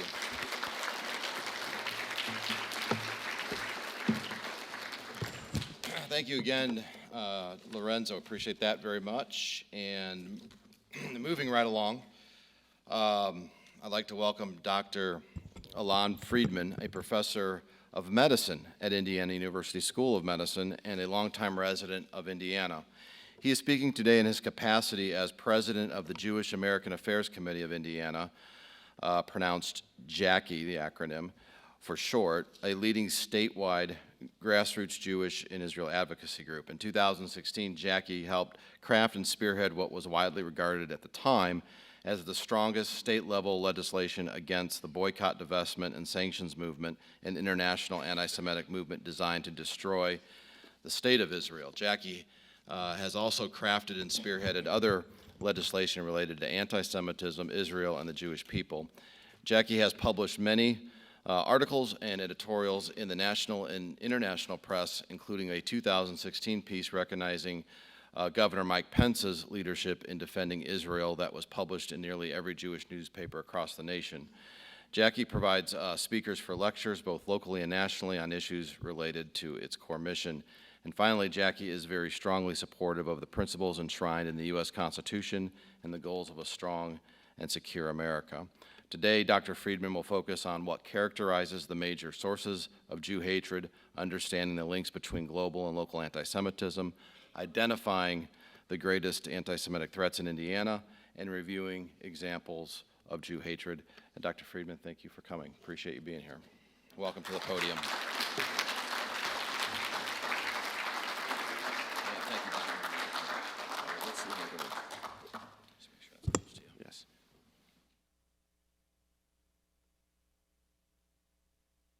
Thank you very much, Mr. Attorney General, for that introduction.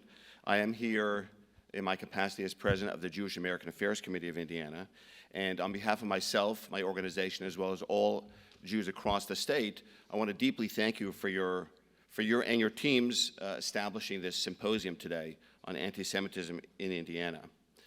I also want to clarify how honored I am today to speak to you all today.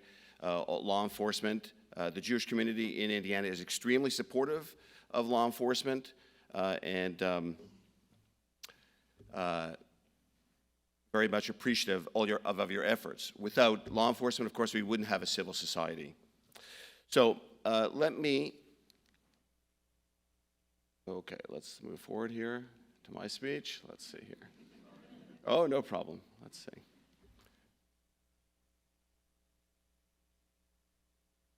Okay. Let me briefly review the goals here. And let me just say that this is a very challenging and difficult time for the Jewish community, both locally and worldwide. So I'm not going to sugarcoat anything. I'm going to be very frank and honest about the situation. First goal, to characterize the major sources of Jew hatred. Then to understand the links between global and local anti-Semitism.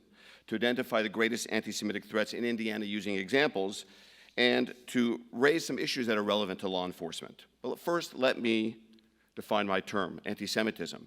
And I like this comprehensive definition, which is actually from a blogger called the Elder of Zion. And this term defines anti-Semitism as hostility towards, denigration of, malicious lies about, and discrimination against Jews as individual Jews, as a people, as a religion, as an ethnic group, and the Jewish nation of Israel. And I'll talk about the last one a little bit later. People have spent their careers trying to understand what underlies anti-Semitism. We obviously don't have that much time for this, but suffice it to say that anti-Semitism is considered the oldest hatred for a reason. It has existed for millennia, has existed from society to society, and morphed and changed in many ways. Now, how do we explain this changing version of anti-Semitism? Well, the contemporary author Dara Horn describes it in the following way. Societies have defined themselves through their opposition to what they consider Judaism. This has little to do with actual Judaism and a lot to do with whatever evil these cultures aspire to overcome, which is why in the same society, including the United States, different individuals and groups can define Jews simultaneously as atheists or religious deviants, rootless globalists or extreme nationalists, capitalists or communists, racists or those who don't believe race matters. Now I want to give you a brief overview of the state of global anti-Semitism in order to give you a context of what's going on within Indiana, because Indiana doesn't exist in a vacuum. And I think it can all be summed up in this subtitle of this report from Tel Aviv University last year on anti-Semitism. The subtitle being, "There is a real concern about the future of Jewish life in Western civilization, a civilization that Jews helped create." So let's go around the world and briefly touch upon the major Jewish populations, beginning in Israel, which contains about half or so of the world's population. On October 7th, as been briefly mentioned, as all of you know, Israel was attacked by the Hamas terrorist army. This attack was the greatest slaughter of Jews since World War II, and it was equivalent to something like 20 9/11s in terms of the total numbers, considering Israel's size. This attack didn't just involve slaughter of innocents, but it also included rapes, decapitation, torture, lighting on fire of children in front of their parents and vice versa, and taking of hostages, including some Americans. Since then, since October 7th, Israel has been attacked on 7 fronts.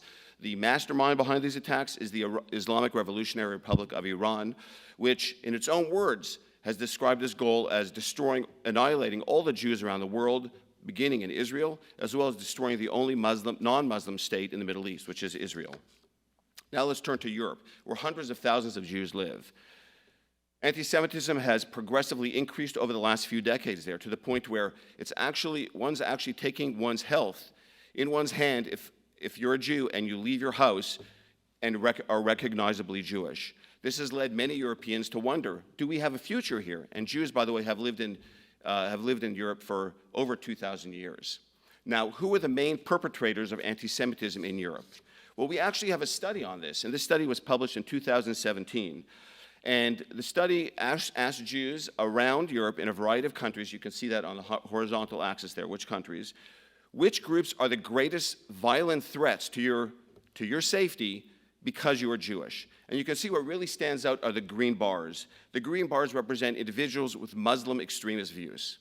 Following that are the red bars, are the blue bars, individuals with left-wing political positions. And there is one country, Hungary, which has the red bar, which is individuals with right-wing positions. And I think that this is actually true not only in Europe, but also in North America and around the Western world in general, that the main perpetrators, the main sources of anti-Semitism that really threaten the Jewish community is Islamic anti-Semitism and far-left anti-Semitism, with far-right anti-Semitism coming in as a third. And we'll talk about all these a little bit later within Indiana. How about in North America? Well, in Canada, where Jews have lived and flourished for decades, they're also under attack. And as you can see from the bottom right-hand corner from the title of this newspaper piece, the main perpetrators are Hamas supporters and left-wing backing. And unfortunately, the government there has not really provided Canadian Jews with much support and help. Now let's turn to the United States, where nearly half of Jews in the world live. The number of anti-Semitic events have risen over the last number of years, spiking since October 7th, and really forcing some Americans to ask, is there a future here for Jews? And this is, again, in light of the fact, according to the FBI director, that anti-Semitism has reached historical levels in the United States. Now, let's talk about anti-Semitism in the United States. And what was not shown here is a slide from the Anti-Defamation League, which which tracks anti-Semitic incidents, and which has found that since the 2000 teens, that levels have increased and actually spiked since 2022. And this is consistent with data from the FBI hate crimes database, which found and reports that nearly 60% of all religious hate crimes in the United States are targeted at Jews, even though Jews are less than 2% of the total population. Now, there is some concern that a lot of large municipalities are not actually reporting hate crimes to the FBI these days, that is anti-Semitic hate crimes. So let's look at city-specific data, and let's start with New York City. According to the NYPD, between January and June of this year, Jews were the target of nearly 60% of all hate crimes, not just religious hate crimes, but all hate crimes. And this is consistent with what's also seen in Chicago, which also has a very large Jewish population. The Chicago Police Department this year states that Jews are by far the largest target of hate crimes. And you can see on the bottom left-hand corner the spike in anti-Semitic hate crimes since 2020, 21 or so. And when you compare that orange line to the lines of other groups that have had hate crimes committed against them, which is on the bottom right, you can see that anti-Semitic hate crimes is really the only group which has hate crimes that are rising. Now let's turn to anti-Semitism in Indiana. Now, unfortunately, specific data are lacking, but as I said, Indiana does not exist in a vacuum, and the same forces, the same wave of anti-Semitism that is sweeping through the rest of the Western world is also affecting Indiana. And this is why, and based on the data that we've seen, reports and so on, we also believe that anti-Semitism has skyrocketed in the United States, especially after last year. Now let's turn to major sources of Jew hatred, and I'll use Jew hatred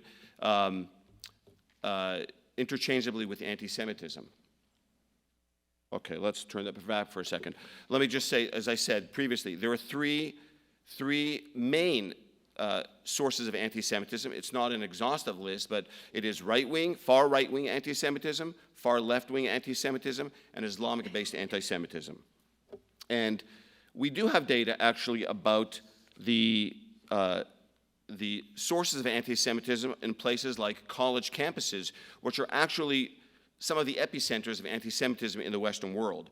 This study, I'm showing you data from a study here published by Brandeis University just last month, a very rigorously performed study, which found some interesting things, including the difference in anti-Semitic activities and acts based on religious identity.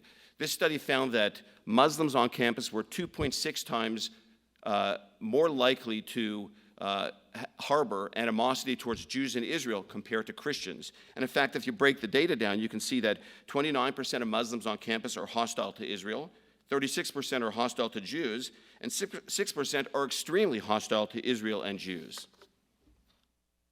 Now let's turn to right-wing far right-wing anti-Semitic activity in Indiana. And the fact is that far right-wing activity is relatively uncommon. There are a few active groups. I'm sorry. Let me step back for a second. The motivating ideals of far right-wing anti-Semitism include nationalism and racialism. And Jews basically represent the exact opposite of this. They represent religious deviancy, globalism, and contaminators of white civilization. Far right-wing anti-Semitic activity in Indiana is relatively uncommon. There are a few active groups with small followings, but they're much less organized and influential than the two other forms of Jew hatred. And let me give you a couple of examples, though, because they do exist, and obviously we have to take it very seriously. The first was an attack on a synagogue, Congregation Shaarei Tefillah, in Carmel, Indiana, about 6 years ago. And this Carmel, Indiana, you may know, has a large Jewish population. You can see here that this Nazi insignias were spray painted on the buildings of the synagogue. It turns out that the perpetrators were a 21-year-old and his minor wife. The 21-year-old stated that he attacked the synagogue because it was, quote, full of ethnic Jews, end quote. He intended to spark more radicalism, and he actually prepared homemade napalm bombs, which, thank God, he didn't use. Much more recently, placed in mailboxes of Jews and non-Jews in Carmel, Indiana, was this disgusting flyer. I won't read out the titles on it, but suffice it to say that this was published by the GDL, or Goyim Defense League, which is a nationwide but fairly small far right-wing anti-Semitic organization. And besides these sort of intermittent episodes, there's not much else, there's not much organized far right-wing anti-Semitic activity in Indiana. Now let's turn to far left-wing Jew hatred, far left-wing anti-Semitism, which is much more common. The highest ideal of the far left is social justice, which is somehow morphed into shared hatred of Israel, the West, and the United States. To quote the Columbia University Apartheid Divest Coalition, which just a few weeks ago made this statement, and this is a coalition of dozens of far-left organizations plus a few Islamic organizations. We are Westerners fighting for the total eradication of Western civilization. And hitting a little bit closer to home, Professor Emeritus Bill Mullen of Purdue University wrote just a few years ago that supporting the anti-Israel boycott, divestment, and sanctions movement, the BDS movement, which is a movement designed by its originators to isolate, demonize, and ultimately destroy the Jewish state of Israel, that supporting this movement is a key step, quote, in a permanent blow against American empire. And it's very important to note, and you'll see this all the time, that far left-wing Jew hatred is enmeshed entirely with anti-American Jew hatred. You'll see anti-American hatred. You'll see this on college campuses and some of the streets of our major cities. Far left-wing anti-Semitism also involves this paradigm that has been developed, the oppressed-oppressor paradigm, kind of like a pyramid. Unfortunately, Jews are on the bottom rung of the pyramid. And Jews in this pyramid represent racists, white oppressors, and colonialists. And Israel, for its part, represents Jews, but at a nation level. Now, this paradigm is actually very dangerous for the Jews. They are doubly harmed by this paradigm. First, because they are considered white oppressors. By the way, even though at least half the Jews in the world are actually not white, they're considered white oppressors and therefore valid targets for animosity and hatred. And second, because they are considered oppressors, they can never be victims. And something actually, I just want to briefly share with you an experience at Purdue University. There was a student there, an undergraduate student, who came to my group a couple of years ago because she was required to take a course that was being taught. This course was taken by thousands of freshmen. And in this particular course, the teacher was using a text that said Israel is an apartheid, racist, oppressor state. These are easily disprovable lies that are used to malign Israel. But that wasn't really the major problem. The major problem was that the textbook also described Jews as white oppressors, so they could never be victims. So you can see how this type of ideology trickles down into the real world. Now, there is another issue, which is anti-Zionism, okay? Anti-Zionism is used very often as a cover for anti-Semitism. What is Zionism? Zionism is basically the desire of Jews to establish or reestablish a sovereign nation in the historic land of Israel. There is, as anyone who is familiar with history, the Bible, archaeology knows, there is a unique and unbreakable bond between the Jewish people and the land of Israel. And this is, as I said, is often used, though, as a cover for anti-Semitism. In fact, many anti-Zionists, and I say this because anti-Zionism is very often seen in the far-left movement, anti-Zionism can be a cover for Jew hatred.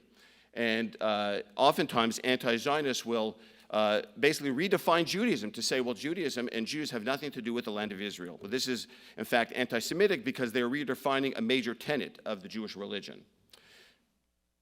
And you can actually see that there's a very close relationship between anti-Zionism and anti-Semitism. And this was data from a study published in Europe, which found that individuals, and you can see this on the horizontal axis, individuals that were defined as having a higher anti-Israel index, which was based on a number of questions, also had a very much higher level of the anti-Semitic index, which was also based on some questions. So you can see that anti-Israel sentiment predicts anti-Semitism. And, excuse me, sorry. I think there's a slide missing. Okay. There's also, anti-Zionism actually also predicts anti-Semitic activity on campuses. These are data from the Amcha Initiative, which is an organization, an organization that does very good work carefully and statistically analyzing anti-Semitism on campus. And what they found was that schools with an anti-Zionist student group have about a 4 times greater risk of having Jewish students targeted for harm by other students, and about a 5.4 times greater risk of having incidents involving threats to Jewish identity. So you can see the very close link and overlap between anti-Zionism and anti-Semitism. There is another issue that we need to talk about with regard to the far left, which is the DEI, or Diversity, Equity, and Inclusion movement, which is in general quite anti-Zionist and sometimes anti-Semitic. This is the only study of its kind that I've seen. It was from the Heritage Foundation, published, I think, about a couple years ago. The authors of this study actually evaluated 741 Twitter accounts belonging to DEI staff at U.S. universities. And they looked at how this staff, how they tweeted out whether the tweets on either China or Israel were positive or negative. They found that 62% of the tweets from these individuals on China were positive. And remember, China, an authoritarian, if not totalitarian country, suppresses and oppresses its own people, and is arguably the greatest threat to the United States and the Western world, 62% positive. Israel, the only democratic nation in the Middle East, the only place that provides safe harbor for oppressed minorities, and the only country in the Middle East that cherishes Western values, only had a 4% positive tweet. So you can get a sense of the mindset of the DEI world. Now, let's talk about far-left anti-Semitic activity in Indiana. There actually is extensive activity, particularly on college campuses, which provide a progressive and pro-DEI environment. These are typically well-organized local chapters of national groups, and they have close collaboration and commingling of leadership and funding sources with Islamic groups. So this is the so-called Red-Green Alliance that we see around the Western world. And finally, the last type of major source of anti-Semitism, Islamic Jew hatred. Unlike far right-wing and far left-wing Jew hatred, this is derived from religious sources, canonical anti-Semitism within the core text of Islam, the Quran, Sirah, and Hadith, which are actually filled with highly negative characterizations of Jews, epithets against Jews, and curses against Jews. And Islamic anti-Semitism, as Dr. Verdino said, in the United States, is typically imported from the Muslim world. And here's a perfect example of this. These are data from the ADL, an ADL World Survey of Anti-Semitism from 2014. Surveyed people all around the world in many, many different countries. This survey found that the top 16 nations with the highest prevalence of extreme anti-Semitism are all Muslim nations in the Middle East and Africa, and had levels of extreme anti-Semitism ranging between 74% and 93%.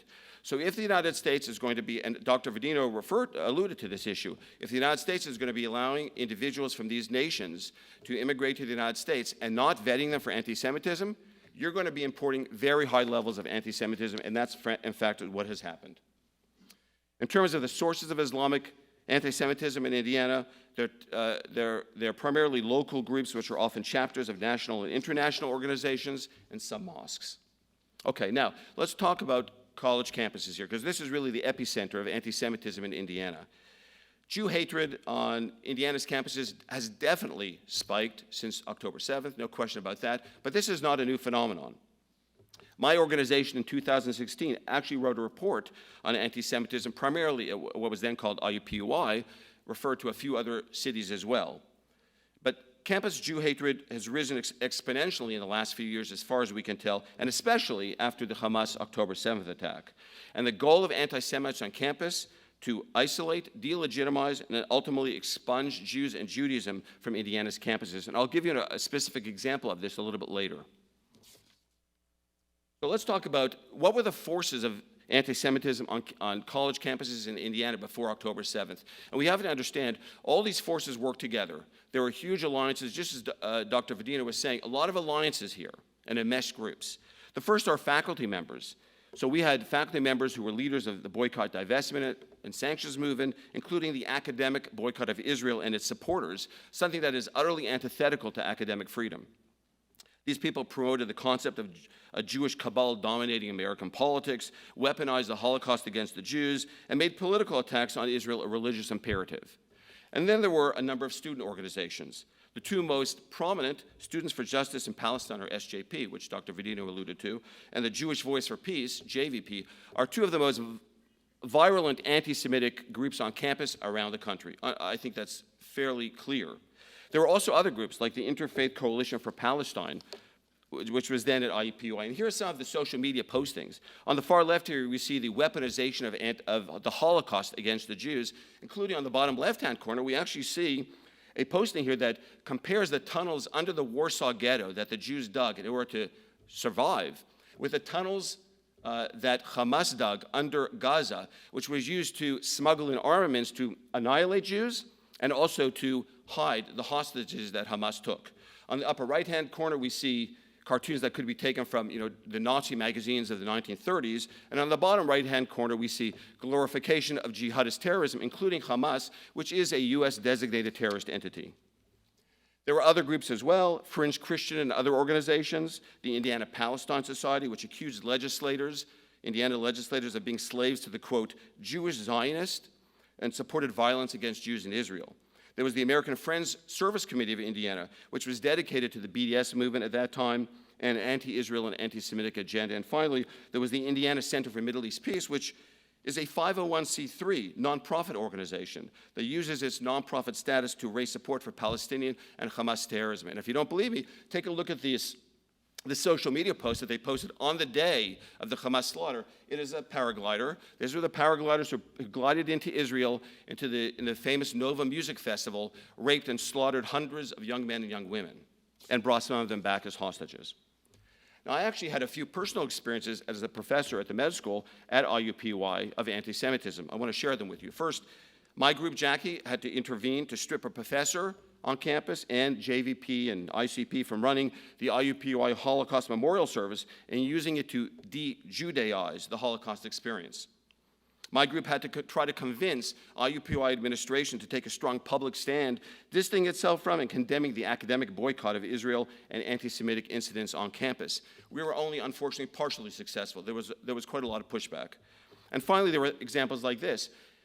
Rima Merriman, who is who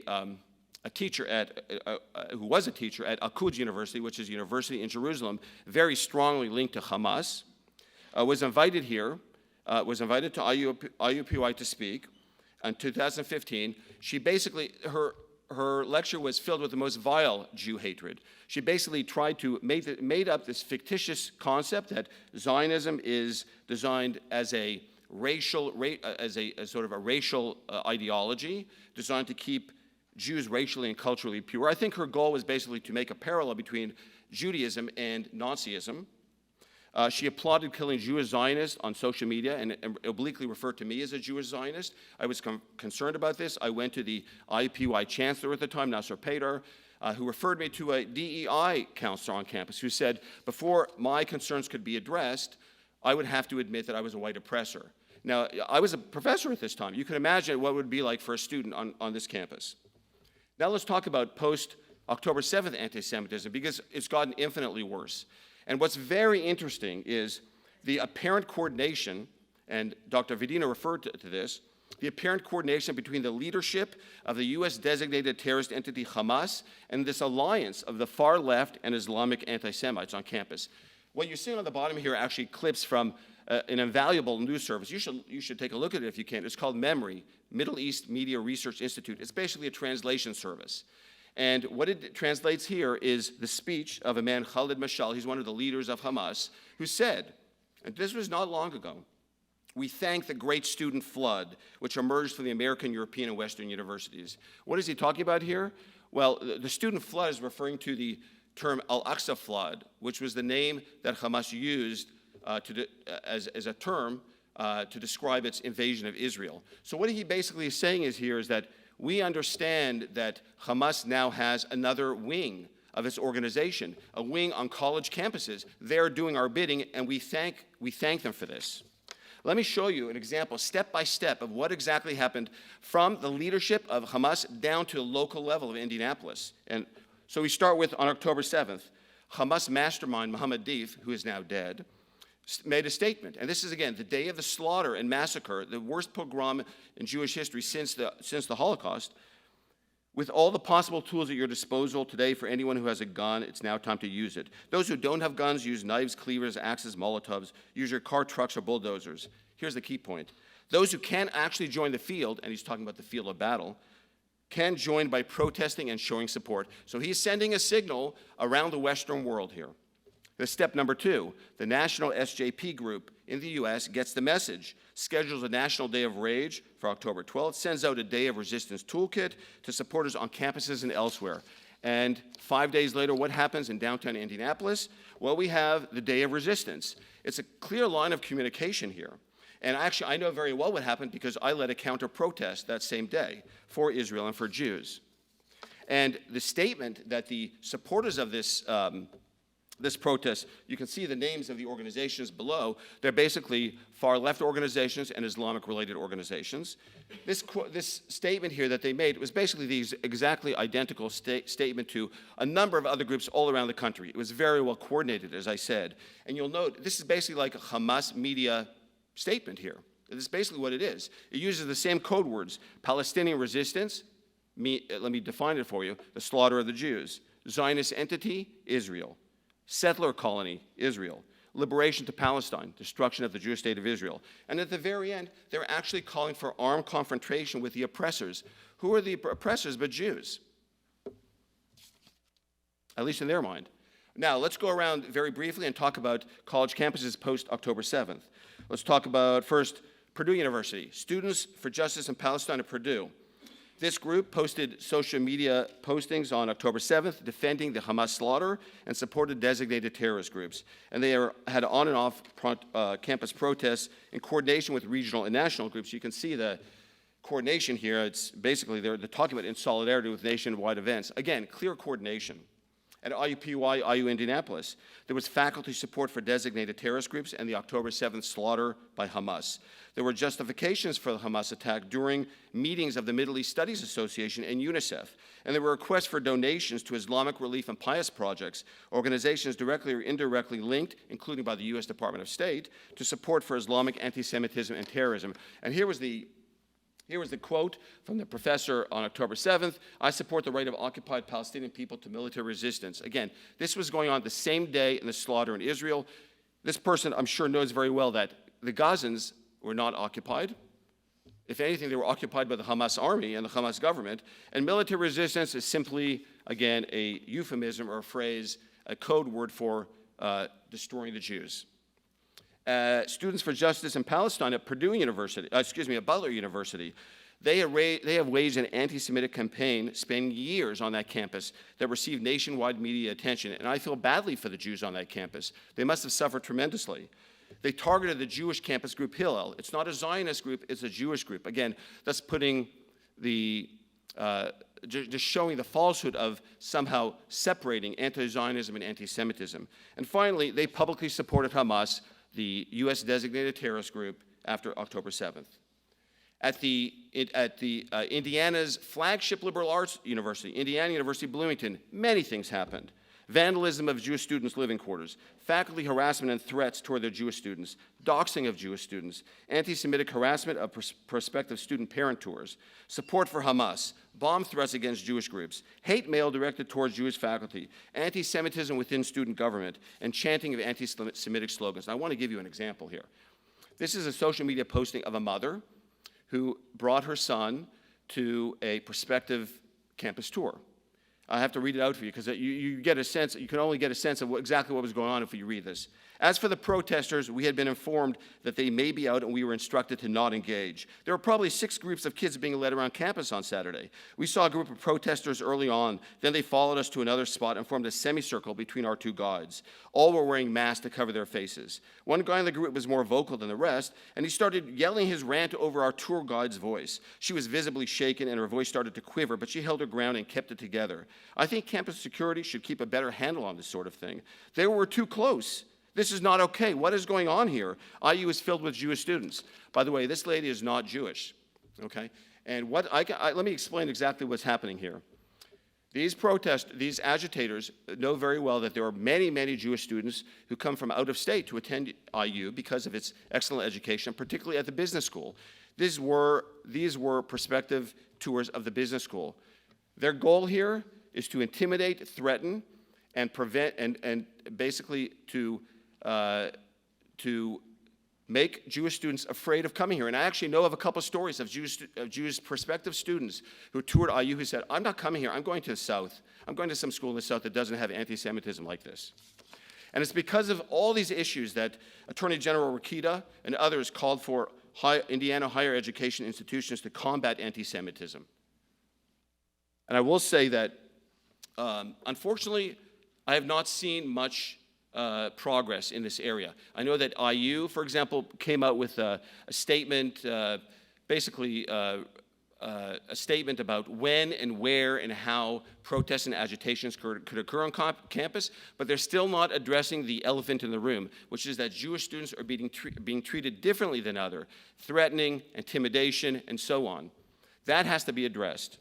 Okay, now let's turn briefly to anti-Semitism in Indiana mosques. And the reality is it's very easy to find. There's copious documentation on the internet that anti-Semitism within mosques throughout the United States is common. In Indiana, I don't know what the prevalence is, but what I'm going to show you took me a fairly short period of time, suggesting that the prevalence here is probably also reasonably high. The first two slides are actually from memory, this translation service. And we can see here, this is a quotation from Northwest Indiana Islamic Center, Indiana Imam Sheikh Mangi El-Kezni, who said last December, "The Jews have no mercy, yet they keep bugging us about 6 million Jewish people burnt in the Holocaust. Oh Allah, bring annihilation on the Zionists," code word for Jews, "Crusaders," code word for Christians, and treacherous Arab leaders. Just last month, Sheikh Abdullah at the Al-Hajj Mosque in Highland, Indiana, was mourning the death of Hamas leader Ismail Haniyeh when he said, "We had a big hit, a painful hit." Remember, Hamas, U.S. designated terrorist entity. The next two slides are basically taken from videotapes that are available publicly by the mosque. By the way, these were also videos publicly available online from the mosques, and I just found these fairly quickly. The first one is from Masjid Al-Fair Mosque in Indianapolis, the oldest mosque in Indiana. There was a video discussion on December 20th between prominent Muslims on that video, and again, you can find it for yourselves in probably a minute or so.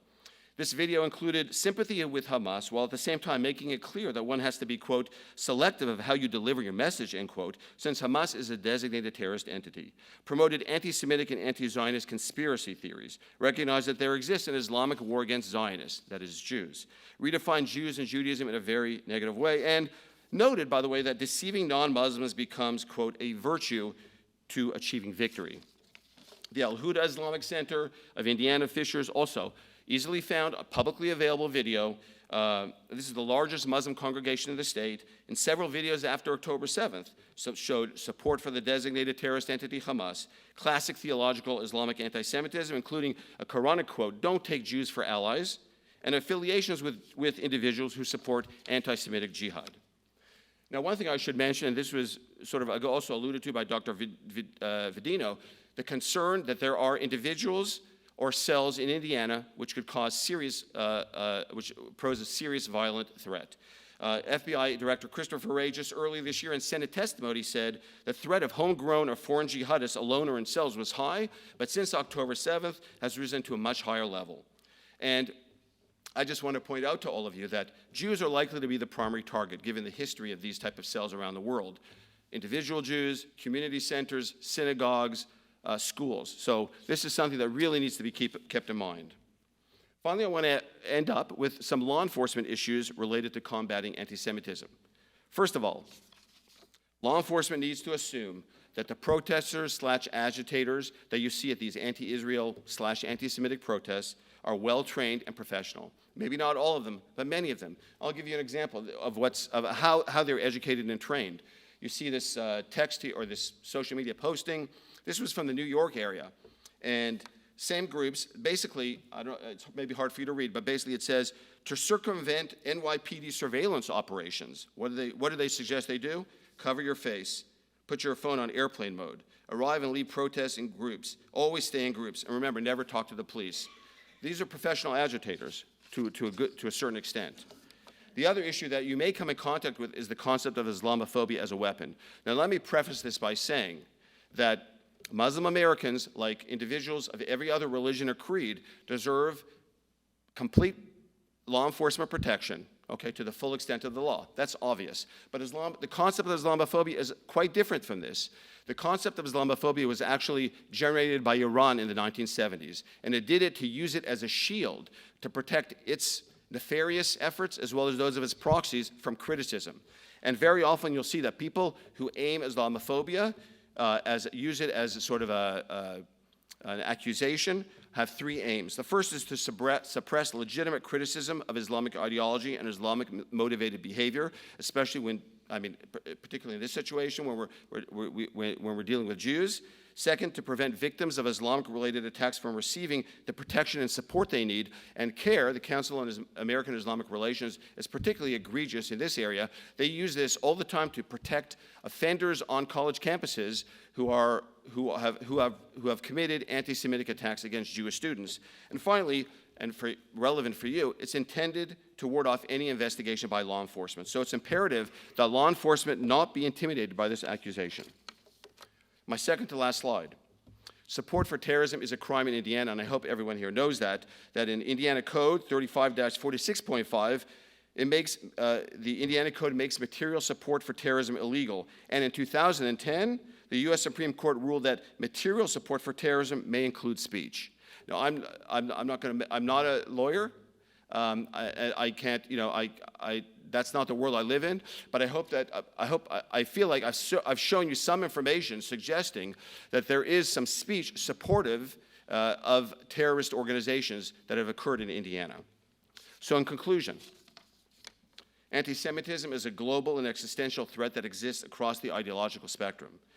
Second, the far left and Islamic Jew hatred are the major threats in Indiana, as well as the Western world, and appear to work in concert and with foreign terrorist entities to target Jews in Indiana.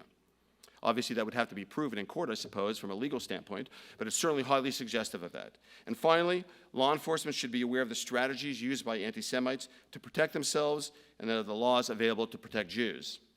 On that note, I'd like to thank you, and I hope you take what I say to heart in terms of protecting Jews and protecting civil society as a whole.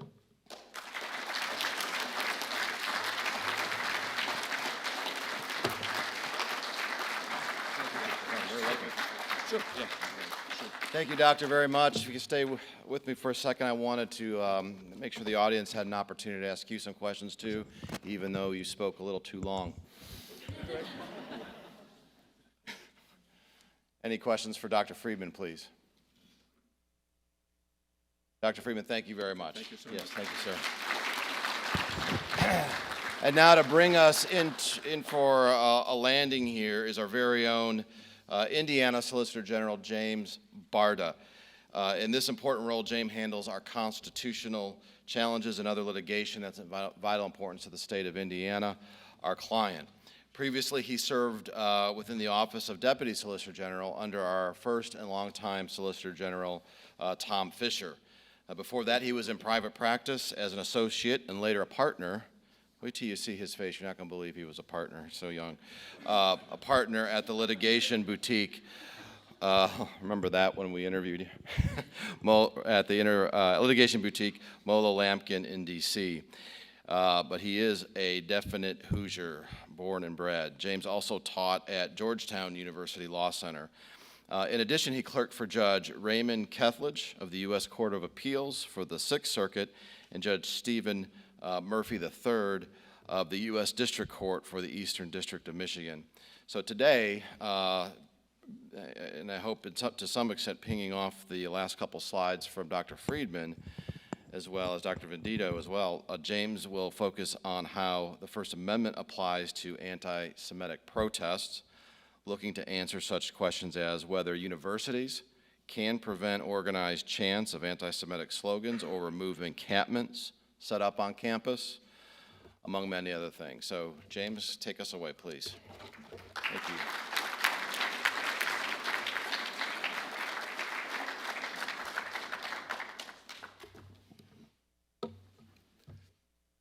Good afternoon. Thank you for that introduction. Earlier this summer, both the Wall Street Journal and local publications like the Indiana Lawyer ran stories on new public university policies that have been adopted in response to the protests we saw erupt on campuses last year. Many of these protests, as you've all seen from the images, involve things like blocking entrances to campus buildings, overnight camping, and organized chants. In response, these policies include prohibitions like writing on walls without university permission, or prohibitions on overnight camping, or hanging signs on university property without permission. Now, in response, some have criticized these policies as impinging on free speech. And that is something we, of course, take very seriously as Americans. So what should we make of these claims? Does the First Amendment really protect protesters who call for death to Israel? Does it actually prevent police from removing encampments? And what can universities do to protect students who feel threatened? That's what we're going to look at today. So we'll start with some basics about the First Amendment. This is an amendment we've all heard about. It wasn't part of the original Constitution. It was added in 1791 in response to concerns from anti-federalists who feared the new federal government would trample individual rights. The text is elegant in its simplicity. It states, as you see right here, Congress shall make no law respecting an establishment of religion or prohibiting the free exercise thereof, or abridging the freedom of speech or of the press, or the right of the people to peacefully to assemble and to petition the government for a redress of grievances. We're going to focus on two parts of that, freedom of speech and freedom of peaceful assembly. But before we dive into the doctrines surrounding those concepts, I want you to notice a couple of things about the text. First is that the text talks about Congress. Now, the First Amendment is not limited to being a restraint on Congress alone. The 14th Amendment has applied it to the states, and courts have construed the reference to Congress as really encompassing all branches of government. So states and executive officials can no more violate the First Amendment than Congress itself. But fundamentally, the First Amendment is a restraint on government power. It doesn't limit what private businesses or private persons can say or do. So when we talk about how the First Amendment applies to institutions like universities, we should be thinking about primarily public universities, not so much private ones. The second thing about the text is it says, shall make no law abridging the freedom of speech. Now, if one focuses just on the phrase, no law, one might think that Congress and states can't constitutionally restrict speech in any way.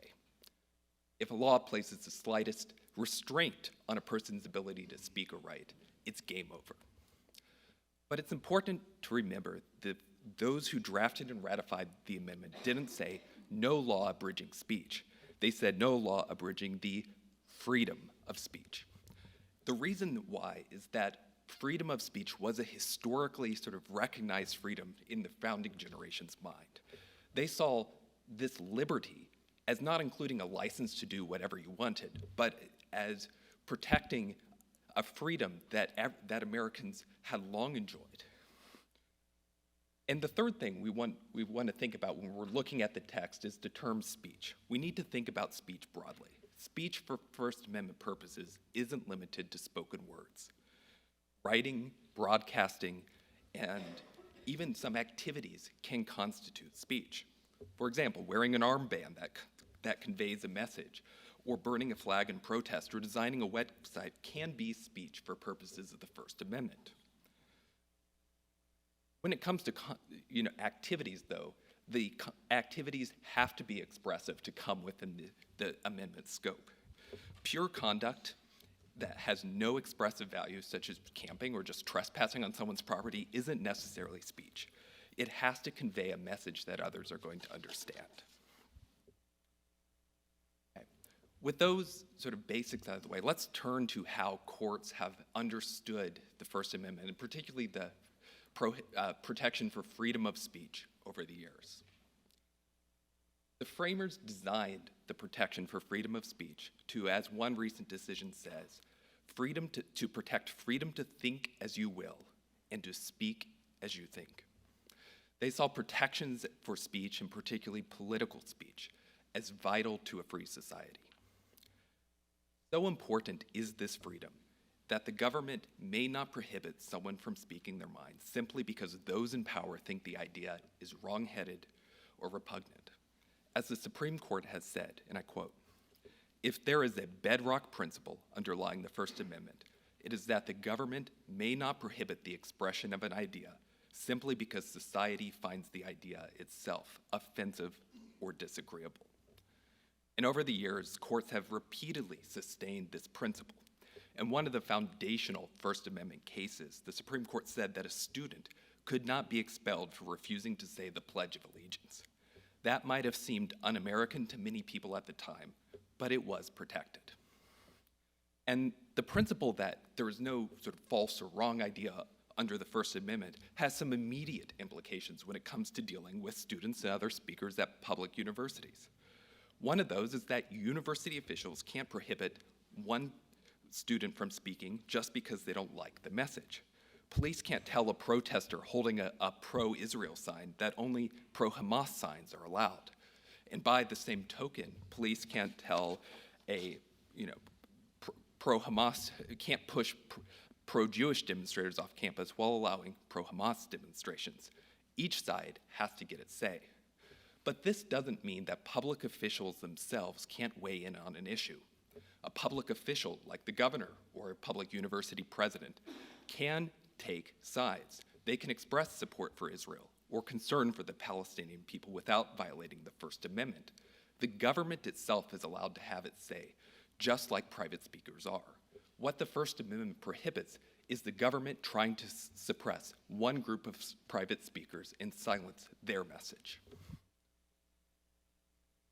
Now, while most speech that occurs is going to be protected by the First Amendment, there are some discrete categories of speech that are so devoid of social value that the courts have held they are categorically outside the protections of the First Amendment.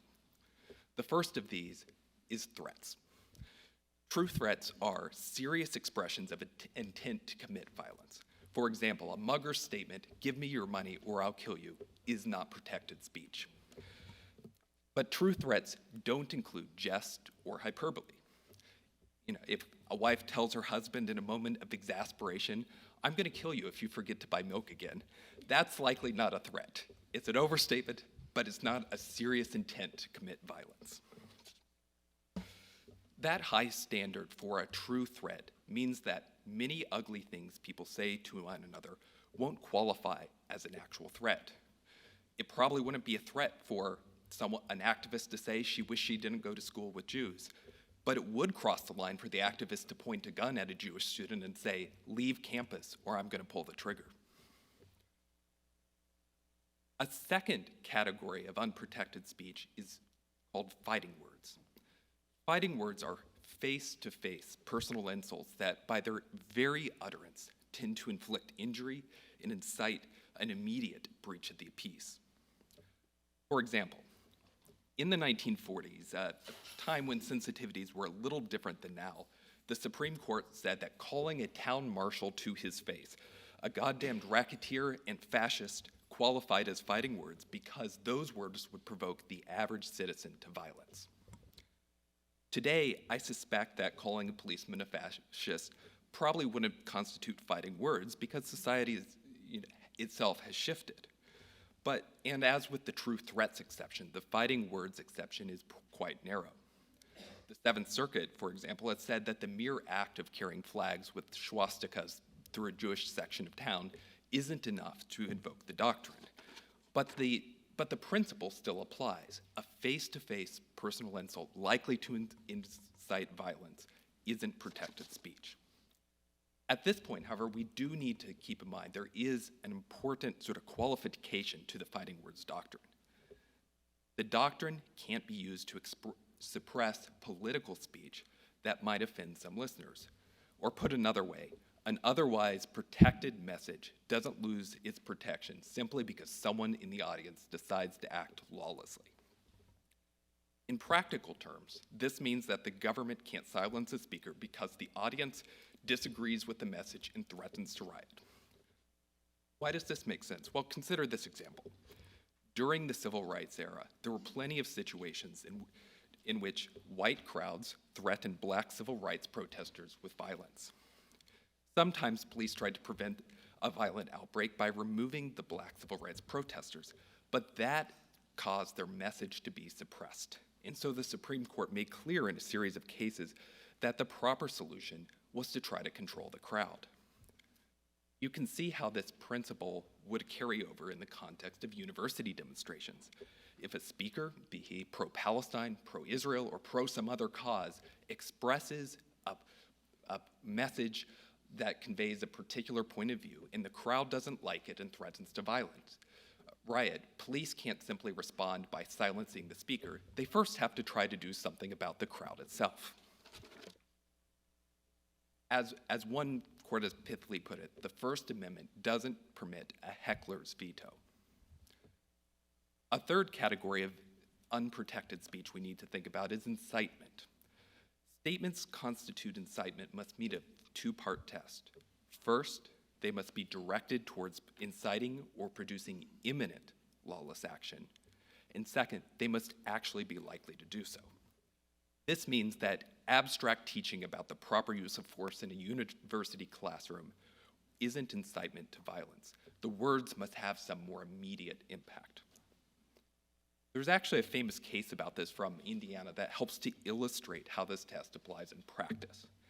In a case called Hess versus Indiana, there was a student named Gregory Hess who participated in an anti-Vietnam War protest at Indiana University. During the demonstration, about 100 or 150 protesters blocked a street. The sheriff went to clear the street, and when he did so, Hess was heard to say something along the lines of, "We'll take back that street later." That led to his arrest for disorderly conduct. But when the case went to the US Supreme Court, the court overturned his conviction. It said that at worst, Hess's statement was nothing more than advocacy of illegal action at some indefinite point in the future. In other words, Hess wasn't urging anyone in particular to immediate violence, so the statement wasn't incitement. The principles laid down in Hess continue to apply today. If a protester says Israel should be able to use force against Hamas and its supporters to protect itself, or if a student urges Hamas to continue the war with Israel, those speakers might be saying something about the use of force, but they aren't calling on the crowd around them to riot or use violence right now. And so the message doesn't fall into the category of categorically unprotected speech. Now, perhaps this strikes some of you as a little odd, but it might make a little bit more sense if you consider our own nation's history. During the colonial days, in the period leading up to the Revolutionary War, Americans had to decide at what point they thought the use of force justified. There were many political debates about whether the colonies had reached the point at which they needed to defend themselves. Outlawing those discretions as categorically unprotected would curb what many of our framers saw as legitimate political discourse. And there's a fourth category of categorically unprotected speech I'll mention briefly. That's speech integral to unlawful conduct, or speech that serves no purpose other than to bring about something that is an illegal act. So for example, if someone proposes to sell weapons to Hamas or Hezbollah or another designated terrorist organization, speech might be involved at some point. Someone might say, I will sell you guns, and a member of the organization on the other side might say, I accept. But the only purpose of those words is to bring about an illegal transaction. The speech doesn't have any other purpose, and so it isn't protected. Now, those categories of unprotected speech we just talked about aren't the only categories that exist. There are a few others that are less relevant for talking about protest and anti-Semitism. But I think at this point, a question might be on your minds. Wait a minute, why have we not talked about hate speech? The short answer is that hate speech is not considered a categorically unprotected category. The First Amendment protects expression that strikes many people as deeply offensive. The Supreme Court has said that people have a right to burn a flag in protest, to picket a dead soldier's funeral with a sign that says, "Thank God for dead soldiers," and to refuse to create websites celebrating same-sex unions.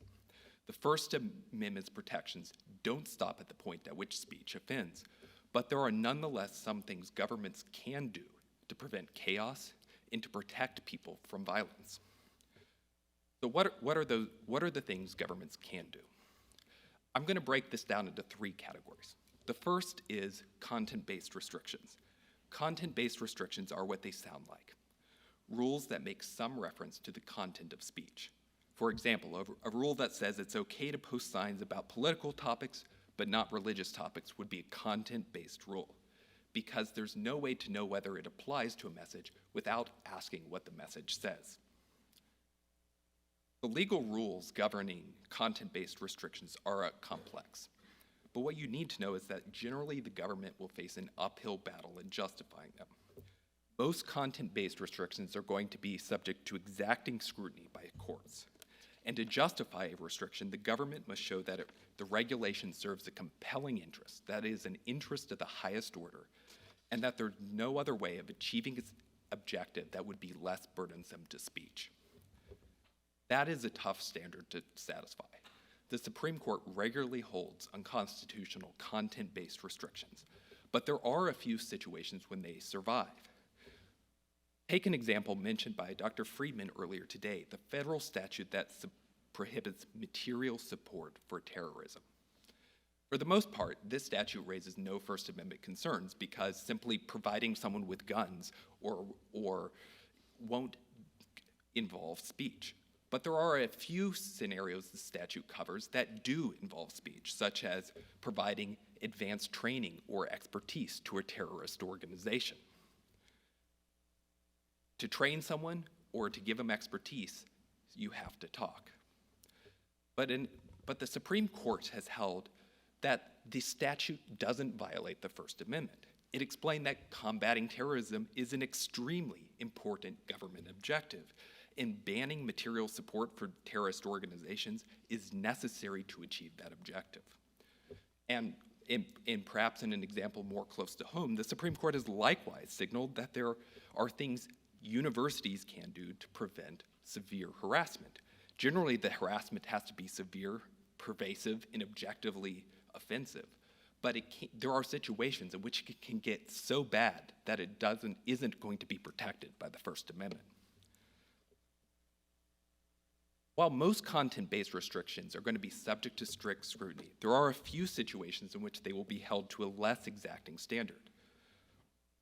Public schools and universities, for example, may dedicate parts of their campuses to specific limited purposes. A university can erect a billboard that for students' use, but require any speech on that billboard to be related to university activities. Or a university can impose a rule that says speech during class time must relate to the class. But if a university creates one of these limited forums, it must enforce its rules even-handedly. Consider the billboard again. If a university says that any student organization may post about their activities on campus, the university can't forbid posts by religious organizations while allowing posts by secular ones. Or if the university says that speech in class must relate to the class itself, the university can't allow some students to express political views during math class, but then suppress other students' views during that same class. The university has to abide by its own rules without favoring one group of private speakers over another. There is another situation in which content-based rules are also not going to be subject to the same scrutiny. That's when a public university is setting rules for its own speech. As I mentioned at the beginning, the First Amendment is designed to protect private speech from the government. It doesn't prevent the government from expressing its own views on a controversial subject. So if a public university decides to post signs urging peace in the Middle East, or a public school says teachers must refrain from talking about the Israel-Hamas war during class, that's okay. That's because the government itself is speaking in those situations. A second category of rules that schools can impose to create some order are time, place, and manner restrictions.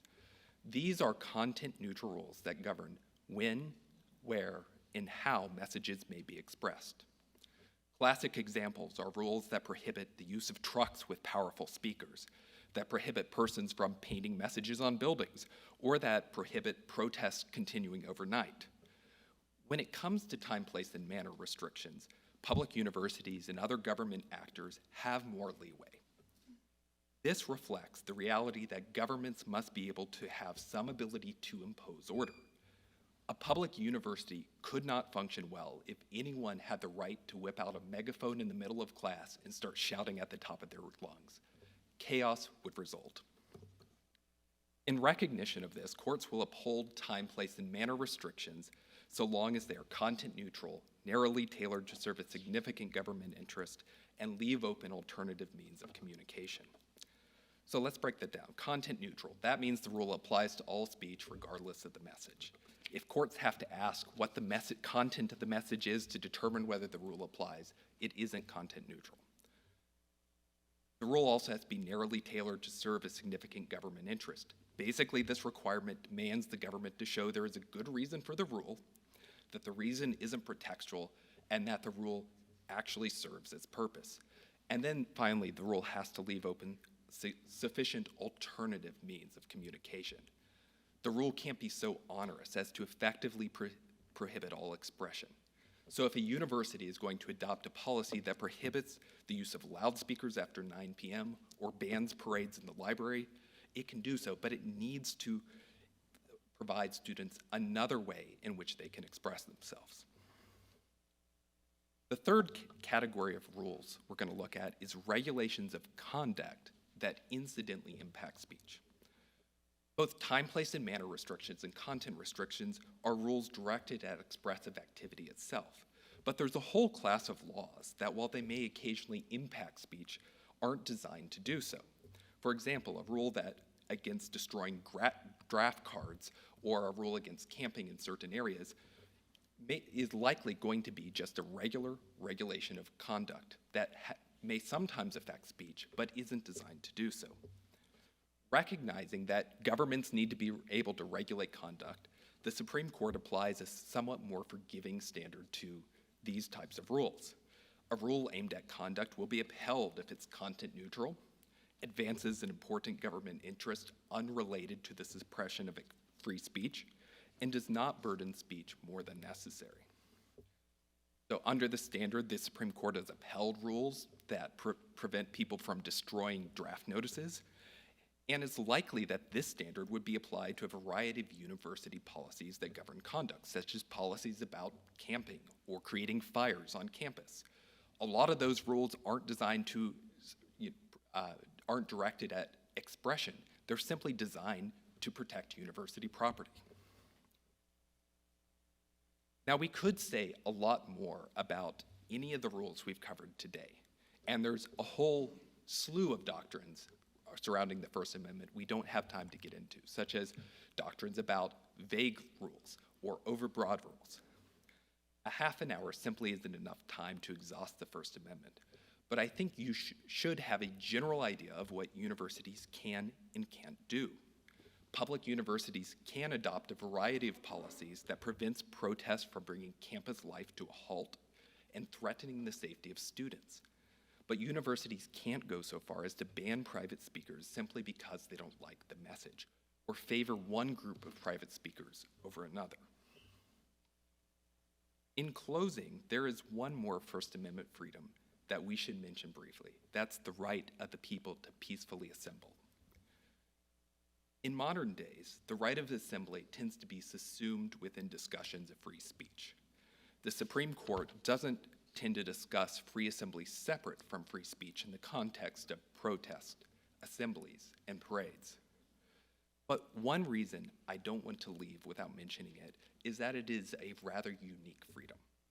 Of all the freedoms listed in the First Amendment, the right of assembly is the only one that requires 2 or more people to exercise. It can't be exercised alone. And it's precisely that portion of the First Amendment, combined with protections for speech, that protects what we're doing here today, gathering to listen to timely and important topics affecting our state.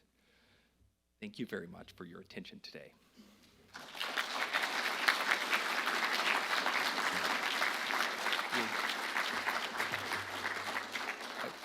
I believe we have time for a couple of questions, if there are any.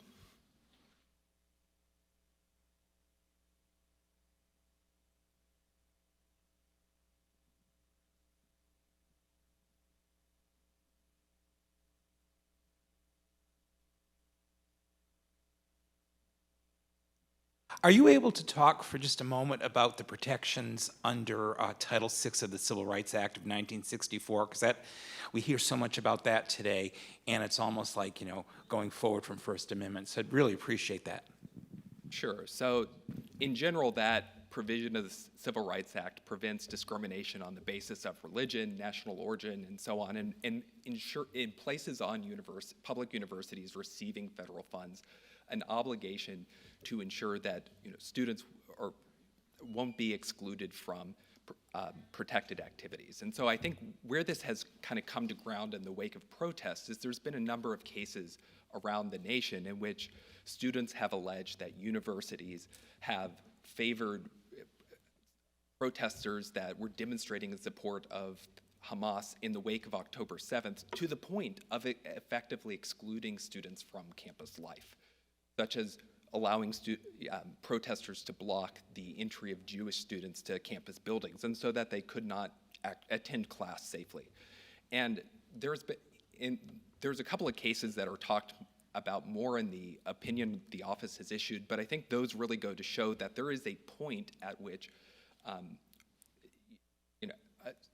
someone engaging in some type of expressive activity can actually be interfering with another person's ability to attend a school or to work safely, where the First Amendment won't protect it. And I think generally, this starts to get into a complicated area of law, but generally the standard that courts have employed is that the activity there has to be some kind of for student-on-student harassment, it has to be severe, pervasive, and objectively offensive to really come outside the First Amendment's protections.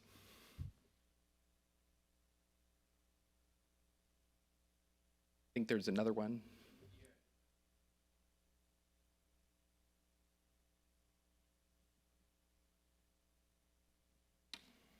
You just briefly kind of glossed over, mentioned the like private stuff, private universities, whatever. That's a different issue.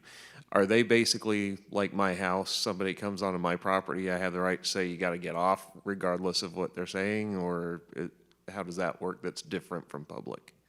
Yeah, so the rules that apply to private universities are going to be different because the First Amendment doesn't directly apply to them. Many private universities have obligations under Title IX when it comes to protecting students from discrimination or ensuring equal access to campus activities. And so that is going to address, I think, some of the concerns that students had in the wake of these protests about being excluded from campus. But I think it's really the rules start to get a lot more complicated for private universities because they're just in a different category. Seeing no other questions, thank you very much.